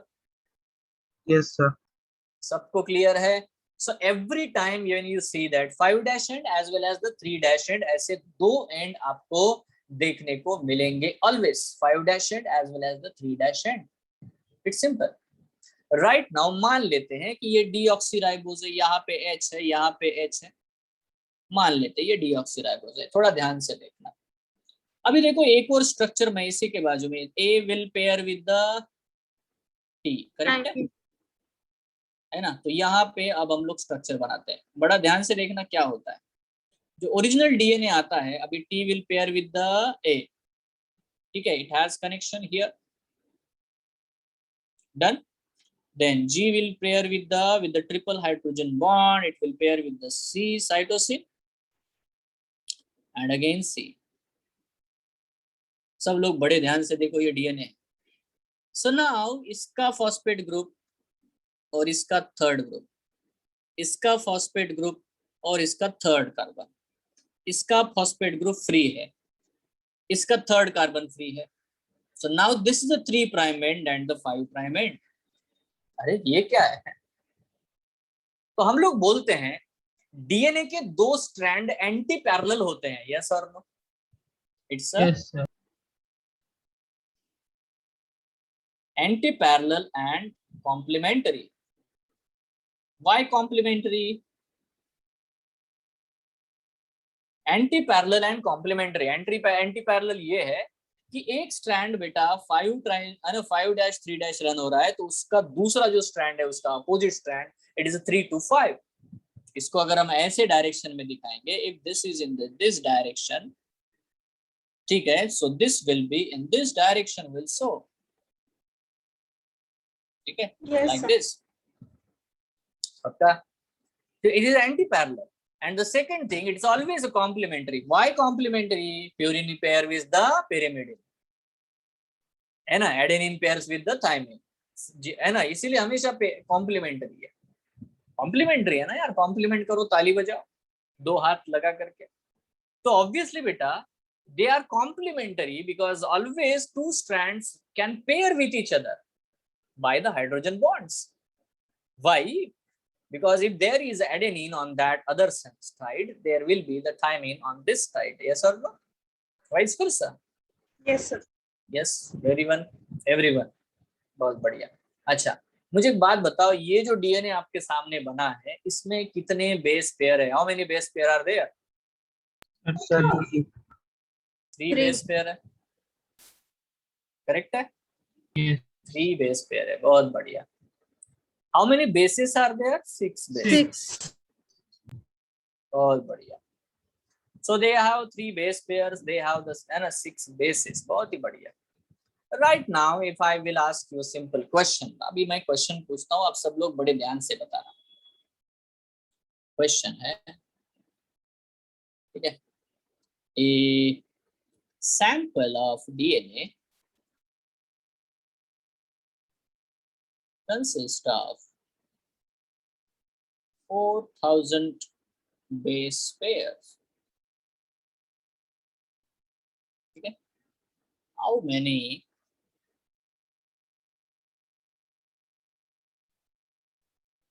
phosphodiester bond it can have?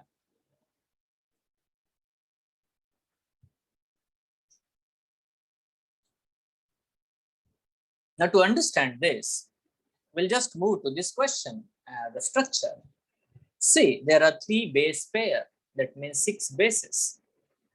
But if you count it very carefully, just I will count it in front of you. I will count it. See, this is a 1 phosphodiester bond. Yes, this is a 2nd phosphodiester bond, the 3rd and 4th. So as we have the 3 base pairs, we have the 4 phosphodiester bonds. Yes or no? Yes, sir. So that means the number of bases minus 2. कितने लोगों को समझ में आया? Number of bases is 6. और phosphodiester bond जो है बेटा 4 phosphodiester bond. So can you answer this question? Very simple. है ना? The number of phosphodiester bond is always equal to the number of bases minus 2. Is it clear? Yes, sir. So what should be the answer there? 7,900. Yes. Base pair बेटा 4000 है. तो सबसे पहले इसका answer ढूंढने के लिए हमें करना पड़ेगा क्या? ठीक है. So if the 4000 base pairs are given, so it must be 8000 bases. Yes or no? So what should be Yes. your answer there? 7,900. 7,990. Very good. ठीक है. तो ये देखो बहुत ही सिंपल है. I will write down the answer, otherwise है ना, just the number of phosphodiester bond is equal to number of bases minus 2. Obviously, if the number of bases is 8000 minus 2, it is 7998. Correct है? पक्का ना? सबको सही है ना? है ना? Yes, sir. तो देखो ये, हाँ, अभी इस तरह से ही आपको क्वेश्चन जो है आते हैं, और जब ऐसे क्वेश्चंस आते हैं तो प्यारे बच्चों हमें आंसर देते आना चाहिए. Right now I want to tell you here, whenever we study the structure of DNA, first thing first, whenever I will study the structure of DNA, see, if I will say what is the distance between the 2 consecutive nucleotides, what is the distance between these two? I will tell you, the distance between the 2 strands is always, it's 20 angstrom. That means it is equal to the 2 nanometer. The distance between 2 strands is a 20 angstrom, that is 2 nanometer. Okay. So my question is, what is the distance between 2 consecutive base pairs? Can you tell me this? Any one of you? Try it. What is the problem? गलत हुआ तो हो गया, इसमें कोई भी problem ही नहीं है, दिक्कत ही नहीं है. So same 2 nanometer. सेम होगा. 2 consecutive bases के बीच में डिस्टेंस कितना होता है? So answer is very simply, it is a 3.4 angstrom. 2 consecutive base pairs, ये वाला बेस पेयर और ये वाले बेस पेयर में कितना डिस्टेंस होता है? So 3.4 angstrom. तो बेटा आपने सिंपल क्वेश्चन पूछता हूं, बड़ा ही सिंपल क्वेश्चन. ठीक है. क्वेश्चन है, a DNA having 10 base pairs. ठीक है. Yes. What should be its length in nanometers?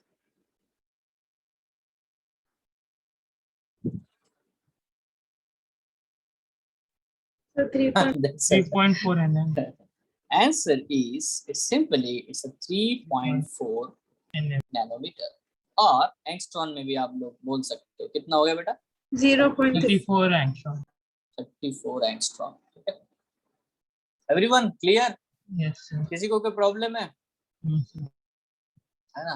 No issue. 3.4 nanometre that 34 angstrom. Whenever, ये बिल्कुल बेसिक चीज है. A DNA having 10 base pair.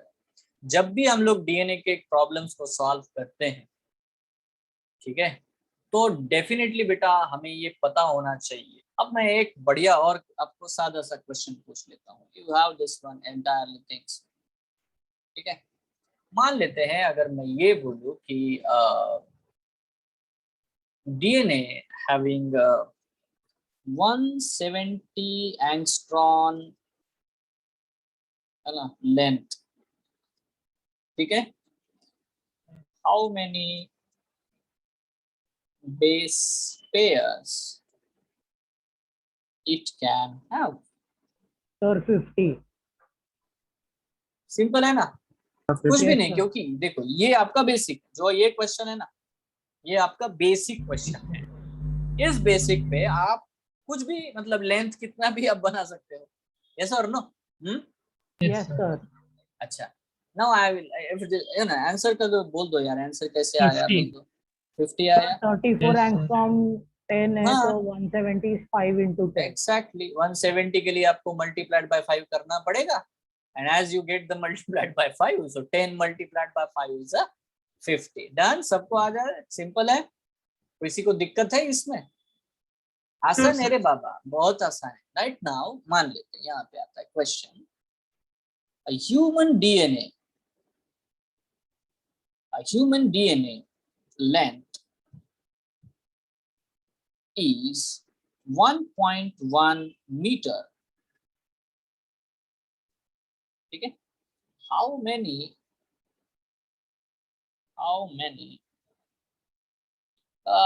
base pairs it can have?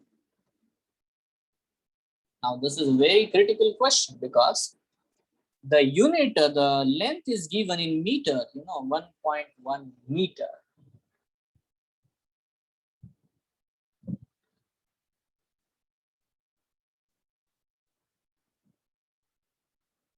Sir, almost 10 raised to 9 by 3. 10 raised to the power 9 by 3. Almost. हाँ, 3.3 into 10 raised to the power 9. That is the answer. और ये आपके book में दिया है पहले से NCERT में. जो ह्यूमन डीएनए होता है वो उसकी लेंथ 1.1 मीटर होती है. It has almost 3.3 into 10 raised to the power 9 base pairs. Remember this. Yes? Perfect. अब इसको आप सॉल्व भी कर सकते हो. मतलब कैसे आया ये भी मैं बता दूं तो, है ना. तो इसको आप सॉल्व कर सकते हो. बट ये हैप्लॉइड है. डिप्लॉइड होता, डिप्लॉइड जो है मतलब आपके पास में 2 सेट प्रेजेंट है 23 का. तो टोटल डीएनए का लेंथ कितना हो गया आपके सेल्स में? 2.2 मीटर अप्रोक्सीमेटली. बराबर. और टोटल बेस पेयर कितने हो गए आपके बॉडी में? फिर 6.6 और डायरेक्टली बोल दो 6 into 10 raised to the power 9 base pairs. बहुत बढ़िया. So you have a lot of things. Now again there is another question. एक क्वेश्चन और लेते हैं. देखो क्वेश्चन है, if a DNA sample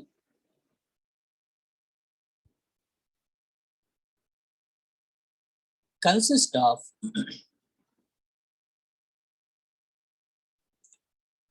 180 base pairs having 12% adenine, 12% adenine. Calculate the number of hydrogen bonds.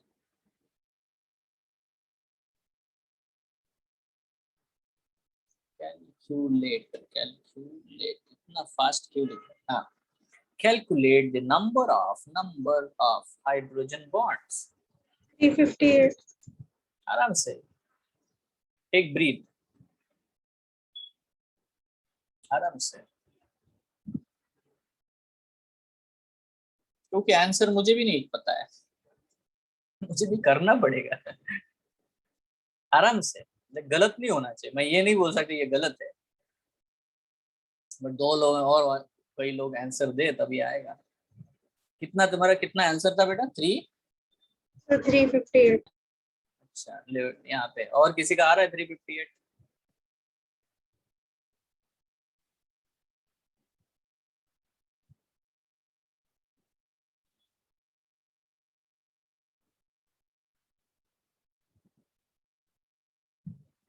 सही है, गलत है?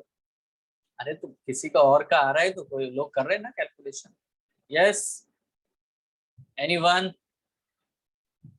देखो, how to solve it, that is the first thing, you know. पहली चीज तो है मुझे लिखना है गिवन। सर 358 नहीं है। 180 हाइड्रोजन बॉन्ड्स आएंगे? Yes, no sir. No, it's not possible. It must be always greater than 180, it never equal to 180, ठीक है, and it never less than 180, even it must be greater than the double of 180. See how you have to do it, it's very simple, you know. See, it is given 180 base pair.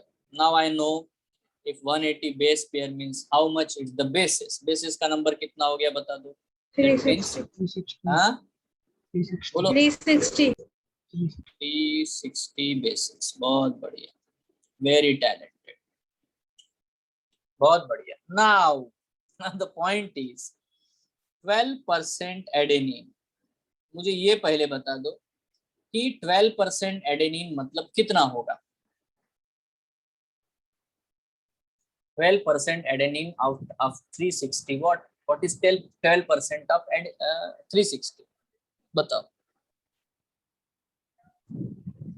43. Decimal में आ रहा है, 43.2. 43.2. 43.2। Okay, तो हम लोग consider करते हैं यहाँ पे 43.2 आया, तो विल कंसिडर 43। ओके, अब हम लोगों ने इसको 43 मान लिया, तो इसका मतलब बेटा 43 एडेनिन है, तो 43 क्या होने चाहिए बच्चों? थायमीन। Timing. ये सर ना 43 थायमीन। इसका ही मतलब पता है क्या है? इसका मतलब बेटा 43 आपको डबल हाइड्रोजन बॉन्ड होने चाहिए। Yes, sir. Yes, sir. Are you clear? 43 Yes. Double hydrogen bond होने चाहिए, बिकॉज ए और टी के बीच में डबल हाइड्रोजन बॉन्ड बनता है, ठीक है। सो कितना आंसर आया? 80. Sir 86 ना? Sorry, 43 हाँ। into 2. ठीक है, कितना आया यहाँ पे? 86। ओके, सो बेटा देखो, ये तो 86 आंसर आ गया। Right now you no this one, if this is what the 43, तो 180 minus 43, how much it is? Sir, 147. 137. 137। तो 137 ट्रिपल हाइड्रोजन बॉन्ड होंगे। 270. कितना Uh, समझ गए ना कैसे yes, कर sir. रहा हूँ हाँ मैं? sir. Yes. sir. सब समझ गए मैं कैसे कर रहा हूँ? इसलिए वो बोला कि ठीक है, तुम्हारा आंसर जो भी आया होगा, I don't care about what is the answer, I care about how I am doing it. I care about, because everyone should know it कि how the answer is coming. Okay, so 180 base pairs है और 43 base pair तो इनके हो गए, adenine और thiamine के। So बेटा जो भी बेस पेयर है, GC बेस पेयर का नंबर कितना होगा? It should be 137. Yes, sir. और whenever there is a GC, there must be the triple. So क्या होगा बेटा टोटल? Sir 411 तो 497. 97. 497. 497. Exactly. तो आंसर क्या आ जाएगा? इसको हम लोग टोटल कर देंगे, 411 plus 86, so it's a 7, 9 and this. Okay, this is my final answer. Okay, अरे प्यारे बच्चों, क्लियर है क्या रे? किसी को प्रॉब्लम Yes. है ना? अब देखो, ये अभी किसी ने कुछ तो दिया था, ओके 291 किसी ने लाया था। ओके सो तो देखो यहाँ पे हमने कैसे किया, ये बहुत इंपॉर्टेंट है। How you do it, that is important. Right now if will take any number, कोई भी नंबर ले लेते हैं और उसको अगर हम लोग सॉल्व करते हैं तो definitely will get this in very very simple and peculiar manner. ठीक है, इसमें ऐसा भी एक सब बहुत ज्यादा मुश्किल कुछ भी नहीं है, बस हमें पता होना चाहिए कि ये कैसे सॉल्व करना है। If you know the answer will be there, if you don't know the answer will not be there, that's it. Yes, ठीक है। Yes. Can we come to this type of the, suppose if I will have a question is a HIV genetic material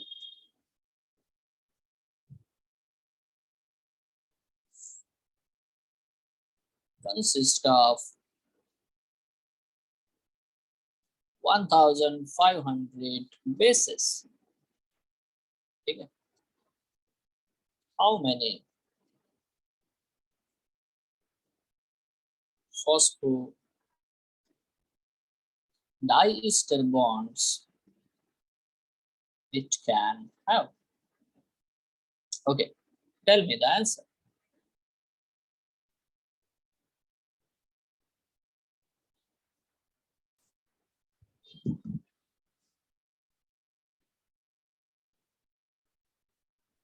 Sir, 149. 1498.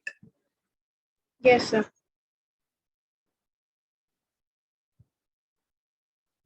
Anyone else?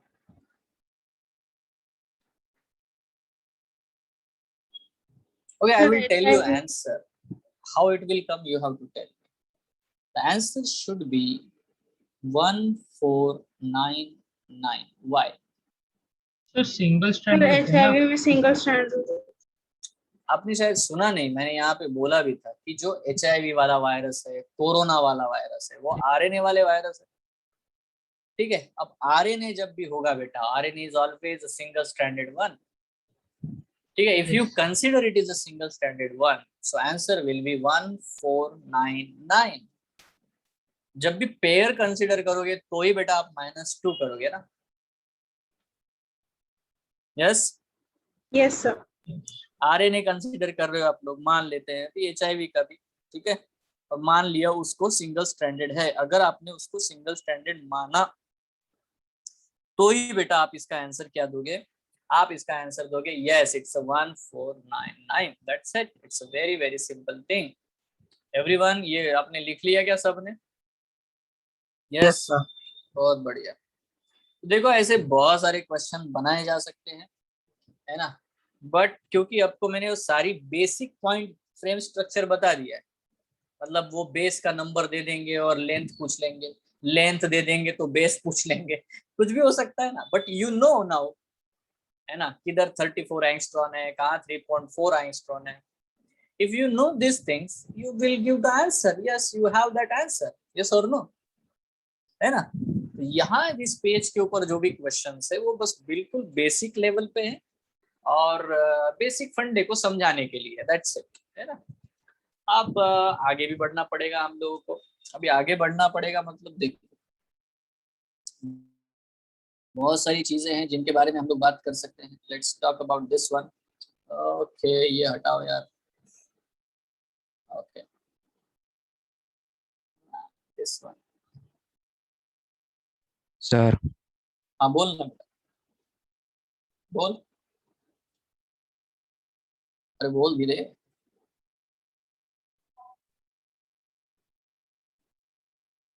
Yes Yashodhan बोल, यशोवर्धन बोल। Sir what was the distance you told between that two nucleotides? Hello, What? Which one? sir, what was the distance? Was it 3.4 nm or 3.4 angstrom? Okay okay, तो कितना था, कितना बताया था मैंने? Sir diagram में 3.4 angstrom दिया था। अच्छा, तो 34 एंगस्ट्रॉम क्या था? वही हमने कंफ्यूज हो। कैलकुलेट 34 एंगस्ट्रॉम क्या है? मैंने बोला कि 34 angstrom is for the 10 base pairs, ठीक है? अच्छा, that is the basic thing. जब भी एक टर्न आता है ना, helical turn off the DNA, उसमें 10 बेस पेयर्स ही होते हैं, ठीक है? जब हेलिकल ओके टर्न ओके लेता है, कंप्लीट टर्न लेता है, तो उसमें 10 बेस पेयर्स होते हैं। तो जब भी हम लोग, अभी वो देखेंगे भी आगे हमारे स्लाइड्स में आएगा, वो स्ट्रक्चर आएगा, तब मैं बात करूंगा हेलिकल टर्न्स के बारे में। उतना ड्रॉ करने से अच्छा है यहाँ पे मैं डायरेक्ट तुम्हें शो करना चाहता हूँ। अब देखो मुद्दा आता है यहाँ पे, देख लो कि जब भी हम लोग ये पोर्शन पढ़ रहे हैं, तो हम लोग सिर्फ, मैंने बेसिस न्यूक्लियोटाइड्स मतलब मोनोमर्स के बारे में पढ़ रहे हैं। अभी तक हमने फाइनली पॉलीमर्स के बारे में पढ़ा नहीं है, ठीक है? तो जैसे फिर से डीएनए दिखेगा तो आपको वो बेसिक आपके मजबूत है, आपको पता है यार कैलकुलेशंस करनी इसके ऊपर, सो उस समय आपको वैसे ही आपका नजरिया रहेगा उसके तरफ, देखने की तरफ, डीएनए के स्ट्रक्चर की तरफ, ठीक है? Don't get confused. 34 angstrom is for the 10 base pairs, correct? Yeah. Okay, now देखो, अगर आपको याद हो तो मैंने ये वाला भी पोर्शन आपको बताया था, प्राइमरी और सेकेंडरी मेटाबोलाइट क्या चीजें होती है। Let's understand this. जब भी हम लोग केमिस्ट्री के बारे में बात करते हैं, तो chemistry always deals with the isolation of thousands of compounds, बहुत सारे छोटे कंपाउंड, बड़े, ऐसा है ना?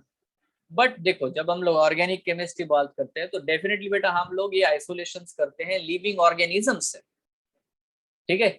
सो ऑब्वियसली हम लोग जब भी आइसोलेशन करने के बाद में what will happen, will isolate the compound and उसकी केमिस्ट्री समझते हैं, उसका स्ट्रक्चर समझते हैं, और उसका सिंथेसिस कैसे किया जाता है सेल के अंदर। दो वर्ड है जो हमें पता होने चाहिए। एक वर्ड है जिसको बोलता हूँ बेटा मैं इन वीवो। क्या होता है बेटा? Word is in vivo, and another one is what, the in vitro. Now what is the difference between these two words? In vivo का मतलब होता है कि इन लिविंग कंडीशन। अब जो भी मेटाबॉलिज्म्स होते हैं, रिएक्शंस होते हैं within the cell cytoplasm, इनको मैं इन विवो ऐसे टर्मिनोलॉजी लेता हूँ। But if the same reactions or same components in chemistry lab we do, it's called as the in vitro, in the laboratory conditions. If you do the same reactions or perform the same metabolic reactions, so it's called as the in vitro. It is clear? There is another way also, because it is the era of the artificial intelligence, you know, AI. So we have this one is also in silico. Now what is this, you know?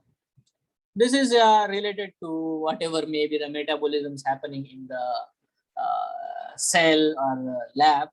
We simulate them in the graphics or in the computer programs. Silicon chip, Silicon Valley, these are the words related to the computers information technology. So whenever you see this word in silico, so I am designing a protein or making some drugs, that is medicinal drugs, you know, by modifying the configuration of the different molecules which are obtained from the living organisms. See, these are the terms: in vivo, in vitro, in silico. Are you sure? Clear है बेटा ये? Sir, in vivo or In vivo living organisms में जो भी होगा, है ना? देखो, जो भी अभी रेस्पिरेशन हो रहा है, ग्लूकोज का यूज किया जा रहा है, या फोटोसिंथेसिस हो रहा है तो ग्लूकोज बनाया जा रहा है, तो बेटा ये बहुत सारे metabolic reactions within the cell हो रहे हैं, यस और नो? ये इन विवो है, within the cell they are happening, they are not outside, in vivo, in living condition, yes और नो? विवो कंपनी भी है ना? क्या है वो? लिविंग फोटो लेती है आपकी, ऐसा फोटो लेती है कि आपसे भी बढ़िया फोटो आता है ना? So in vivo, in vitro, in silico, ये सारी चीजें जो है बेटा समझने वाली बातें हैं, बिल्कुल सादी और simple. Okay, right now, suppose if we'll understand, if one were to make a list of the biomolecules, अगर हमने biomolecules की list बनाई, such a list would have thousands of organic compounds including amino acids, sugars, and बहुत सारे अलग-अलग component हमको मिलते हैं. For this reason, biomolecules also called as the metabolites. अभी हम इनको मेटाबोलाइट्स इसीलिए बोलते हैं क्योंकि वो मेटाबॉलिक रिएक्शंस में पार्टिसिपेट करते हैं, मेटाबॉलिक रिएक्शंस के बेटा प्रोडक्ट होते हैं या बाय प्रोडक्ट होते हैं? मेटाबॉलिज्म, ठीक है। देखो व्हाट इज मेटाबॉलिज्म, ये एक बहुत ही एक इंडिपेंडेंट है ना कंपोनेंट है। मेटाबॉलिज्म का मतलब ये होता है कि any reaction which is taking place with in a living tissue, इसको मैं मेटाबॉलिज्म है ना, एक सिंगल को नहीं बोलता, all the reactions happening inside the cell, all the reactions, ठीक है, साइमल्टेनियसली, स्पॉन्टेनियसली, जितने भी रिएक्शन बेटा सेल में हो रहे हैं उन सबको मैं मेटाबॉलिज्म बोलता हूँ। जैसे कि सपोज कोई भी एडिशन हो रहा है A + B and they are producing AB, अब ऐसे रिएक्शन को मैं एनाबॉलिज्म कहता हूँ। Anabolism means any metabolism in which the synthesis of component is taking place, है ना। फोटोसिंथेसिस क्या हो सकता है? Carbon dioxide, water, Anabolism. Anabolism. Okay, now suppose अब ये ग्लूकोज बना, मेरे बॉडी में आया, ये भी मैंने खा लिया और मैं अपने बॉडी में बेटा इसका तोड़ रहा हूँ, विघटन कर रहा हूँ, डाइजेशन हो रहा है, A + B बन गया फिर से। अब ये क्या है बेटा? इसको हम लोग बोलते हैं कैटाबॉलिज्म, है ना। This is a catabolism, this is anabolism, ठीक है। Ana addition, cata cut, minus, ठीक है। Now sometimes the reaction are very different because they are spontaneous reactions, because they are happening inside the cell, so they are the spontaneous reaction. What happens in the cell, you know, some reactions work like this: A + B, okay, AB, again they can revert back and they can again, है ना। So some metabolism in our cell are operating in both the way, in both the direction, in anabolic as well as the catabolic. So this type of the reactions are called as the amphibolism. Yes or no? है ना? So these are the reversible reactions because as per the requirement the cell will adjust. अच्छा ये product ज्यादा हो गया, इसको तोड़ लो, ठीक है। अच्छा ये प्रोडक्ट कम पड़ गया, फिर बना लो। So that is happening, ठीक है। तो ये जिंदा सेल की बेटा एक खासियत है। बट बेटा एम्फीबोलिज्म क्या आप नॉन लिविंग में इन विट्रो में करा पाते हो क्या? क्या एक टेस्ट ट्यूब डिसीजन लेगी? Can a test tube take the decision? Yes, आप एक रिएक्शन ये करा सकते हो, एक आधे रिएक्शन ये करा सकते हो, बट बेटा है ना साइमल्टेनियस एंड स्पॉन्टेनियस ये तो नहीं हो सकता, ठीक है। Yes, like glucose converting to glycogen and back, बिल्कुल हमारे लीवर में होता है, हम लोग करते हैं। तो डिसीजन तो बेटा सेल ले सकता है, और ये मेटाबॉलिज्म ही बेटा लिविंगनेस को शो करता है। लिविंगनेस, नॉन लिविंग ऑब्जेक्ट्स में मेटाबॉलिज्म नहीं होता, उनको हम रिएक्शंस बोलते हैं, केमिकल रिएक्शंस। केमिस्ट्री में हम वर्ड मेटाबॉलिज्म यूज नहीं करते, सेल के अंदर मेटाबॉलिज्म ये वर्ड आता है। Are you clear? और इसीलिए जो लिविंग ऑर्गेनिज्म से प्रोडक्ट आपको मिलते हैं उनको मैं क्या बोलता हूं बेटा? मेटाबोलाइट्स। आर यू क्लियर और नॉट? यस, अरे समझ रहे हो? Yes, sir. हाँ, एकदम आसान है यार। सो प्यारे बच्चों, अभी हम लोग इनको मेटाबोलाइट्स बोलते हैं, anabolism, catabolism, you know all the things, ठीक है।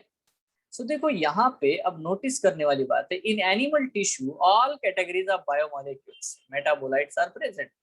हर प्रकार का है ना मेटाबोलाइट प्रेजेंट होता है। अब ये क्या कैटेगरीज है भाई? देखो, what are the metabolites? Metabolites are the organic compound synthesised by the organisms.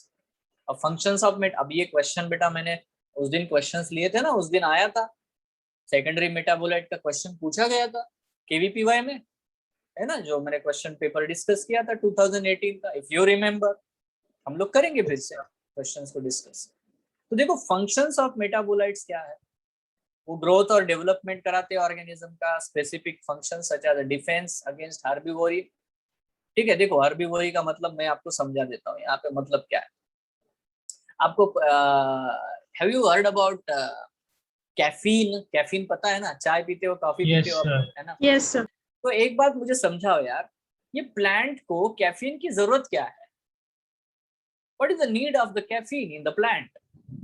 वो क्यों बना रहा है तुम्हारे लिए? चाय पी ले, कॉफी पी ले, है ना। Yes, why it is making, and why not all the plants are making this? Why only the some specific plants are, ये बहुत इंपॉर्टेंट क्वेश्चन है। यस, अरे वो उसके डिफेंस मैकेनिज्म है भाई, वो जो कैफीन वगैरह जो होते हैं ना, उस वो इंसेक्ट रिपेलेंट प्रॉपर्टीज होती है उनमें, वो उन्होंने अडॉप्ट कर ली है, समझ रहे हो आप लोग, है ना। रेजिन्स रिलीज करते हैं, resin, even rubber, turpentine, Yes, है sir. ना, different types of the oils, gums, ये सब क्या है, वो उनके वेस्ट प्रोडक्ट है, या तो उनके बेटा ऐसे प्रोडक्ट है जो उनको वो खुद नहीं यूज कर पा रहे बट उनके बॉडी में बन रहे, ठीक है, ये बात होती है भैया, इसको समझो। तो यहाँ पे हमें नोटिस करना है, मेटाबोलाइट्स को हम लोग बाइफरकेट कर सकते हैं दो हिस्सों में, प्राइमरी एंड सेकेंडरी। नाउ जब भी प्राइमरी के बारे में बात करेंगे तो वो प्रोडक्ट है जो बहुत ज्यादा इसेंशियल है, जैसे सुक्रोज, स्टार्च, सेलुलोज, ये इसेंशियल है भाई सेल के लिए, इसके बिना तो, है ना, सेल बनेगा ही नहीं, है ना। बट बेटा ऐसे कंपोनेंट्स, आरएनए वगैरह छोड़ो, ठीक है, ये बहुत सारे हैं, बट बेटा देखो एल्केलॉइड्स या तो टर्पेनॉइड्स, फिनोलिक कंपाउंड, जिसमें जो एरोमेटिक कंपाउंड्स वगैरह जो आते हैं, ये जो सारे कंपोनेंट्स होते हैं, ये बेटा वो प्लांट बनाता जरूर है, उनके बॉडी में बनते जरूर है, बट उनके सेल को वो इतने एक्चुअली यूजफुल है ही नहीं, वो तो स्टोरेज हो जाता है, जमा रहता है, जब मौका मिलेगा वो बाहर फेंक देंगे उसको। That's it. Can you show the previous slide? तो एग्जाम्पल आएंगे बेटा, don't worry about that. Okay okay, ये है प्रीवियस स्लाइड, डन, दिख रहा है? Yes, sir. Okay, so C this is very simply now. Okay, यहाँ पे देखो क्लासिफिकेशन हम लोग अगर मेटाबोलाइट का कर रहे हैं, तो ये चीज मैंने आपको दिखाई, है ना, this is what the slide.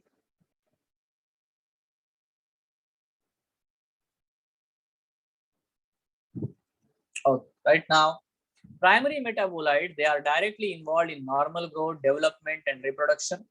वो काम की चीजें हैं भाई, ठीक है, वो नॉर्मल फिजियोलॉजिकल फंक्शंस करने में यूजफुल होती है। सॉरी, सेकेंडरी मेटाबोलाइट क्या है बेटा? Secondary metabolites are organic compound mostly useful for the human welfare, हम लोगों को बेनिफिशियल है। कैफीन बनाया प्लांट, उसके बॉडी में बना यार, वो उसके सेल्स में बना, हम लोग यहाँ बैठ करके कैफे कॉफी डे खेल रहे हैं, ठीक है। सो ये जो सिंपल चीज है हमें समझ में आनी चाहिए, हम लोग उनको आइसोलेट करते हैं, उसके यूज को समझते हैं और फिर उसको यूज भी करते हैं। So they are not directly involve in the normal growth, development और रिप्रोडक्शन ऑफ एन ऑर्गेनिज्म। जिन प्लांट्स में, जिन एनिमल्स में ये प्रोडक्ट बन रहे हैं, उनमें बेटा ये खास करके उतने यूजफुल बिल्कुल भी नहीं होते, बिल्कुल नहीं है, they are not useful there, you know. Okay, so plant, fungal and microbial cells, one would see thousands of compounds other than these primary metabolites, वो रिलीज करते हैं। कुछ एग्जांपल है जैसे कि अल्कलॉइड, फ्लेवेनॉइड्स, रबर आपने देखा ही होगा, ठीक है, रबर, इसेंशियल ऑयल्स, है ना, हम लोग घरों में भी यूज करते हैं इसेंशियल ऑयल्स, बहुत सारे अलग अलग परफ्यूम्स में यूज करते हैं। देखो एंटीबायोटिक्स कोई भी फंगस बनाता है तो वो अपने बॉडी में रखने के लिए बनाता है नहीं, वो रिलीज कर देता है, तो जैसे रिलीज करता है तो बाकी के बाजू के बैक्टीरिया मर जाते हैं, ठीक है। एंटीबायोटिक्स, कलर्ड पिगमेंट्स, बहुत सारे कलर्ड पिगमेंट्स वो बनाते हैं जो उनके काम के नहीं होते। इवन सेंट, एरोमेटिक कंपाउंड्स होते हैं, गम्स, रेजिन्स, लेटेक्स, ये सब बेटा, है ना, स्पाइसेस, मसाले, यार अलग अलग प्रकार के मसाले जो होते हैं, ठीक है, all these actually are the secondary metabolites, और उनको हम लोग यूज करते हैं। पता है why we study this all plants also, है ना। एलोवेरा जेल, भैया एलोवेरा जेल, है ना, उसमें एलोइन नाम का कंपोनेंट आता है, यस और no, it's a very cool and very good. पूरा Ayurvedic medicine, even complete allopathy और सब इसके ऊपर डिपेंड है। ओके, सो नाउ बहुत सारे प्रोडक्ट्स मिल सकते हैं, जैसे एल्कलॉइड में हमको देखने को मिल रहा है, या तो ये देख सकते हो रबर जो है बेटा, रबर किस तरह से निकाला जाता है फ्रॉम प्लांट्स, ठीक है, या मेडिसिन बनाने में यूज होता है। So lot of things are there, you have to understand. Essential oils है, या बहुत सारी बातें। So some secondary metabolites are, अब ये एक इंपॉर्टेंट चार्ट है आपके लिए, जहां से आपको क्वेश्चन पूछा गया था, ठीक है, आपके जो एग्जामिनेशन में जो क्वेश्चन पूछा गया था वो वाला पोर्शन ये है। ओके, तो ये क्या चीज है भाई, चलो देख लेते हैं कौन कौन से पिगमेंट्स आते हैं, जैसे कि कैरोटीनॉइड या तो एंथोसायनिन। ये जो पिगमेंट है, ठीक है, ये प्लांट से मिलते हैं पक्का, कैरोटीनॉइड्स, एंथोसायनिन। उसके बाद में एल्कलॉइड्स मिलते हैं, जैसे कि मॉर्फिन, कोडेन। या आपने सुने होंगे यार, मॉर्फिन कोडेन मेडिसिन कंपोनेंट है। Have you heard about this one? ठीक है, सर क्या कोडेन के बारे में मॉर्फिन के बारे में सुना है, कोडिन के बारे में नहीं सुना। नहीं सुना है? अच्छी बात है, चलो बात करते हैं उसके बारे में। ठीक है, उसके बाद में टर्पेनॉइड्स, मोनोटर्पेन्स, डायटर्पेन्स, ये सब। ठीक है, टर्पेंटाइन ऑयल वगैरह आप लोगों ने जरूर सुना होगा। इसेंशियल ऑयल्स मिलते हैं, जैसे कि लेमन ग्रास ऑयल। ठीक है, या तो बेटा टॉक्सिन्स भी मिलते हैं यार प्लांट से बहुत सारे, जैसे कि एब्रीन एंड ड्राइसिन, इनका भी हम लोग यूज करते हैं।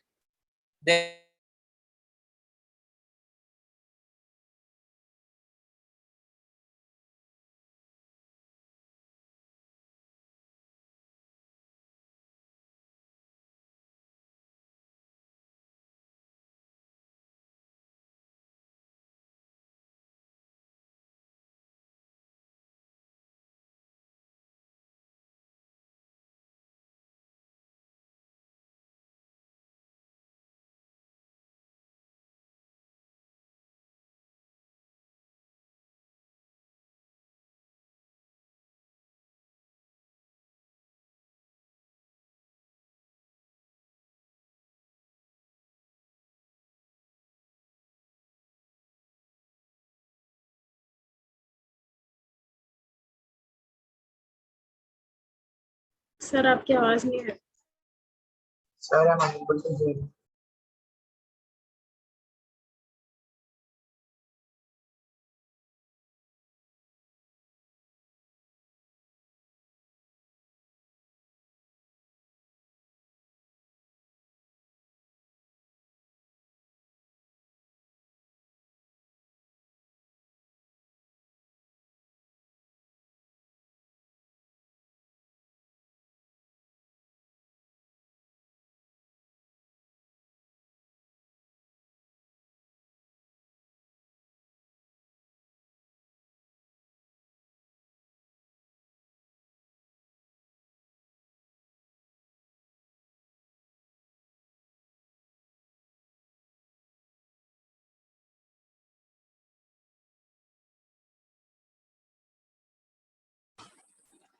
क्या आप मुझे सुन पा रहे हो मेरे प्यारे बच्चों? Yes, Yes, sir. sir. तो अभी क्या करते हैं, अभी टाइम हो चुका है बहुत। We'll study all these things. We'll see the things continuation in the next lecture. Clear है?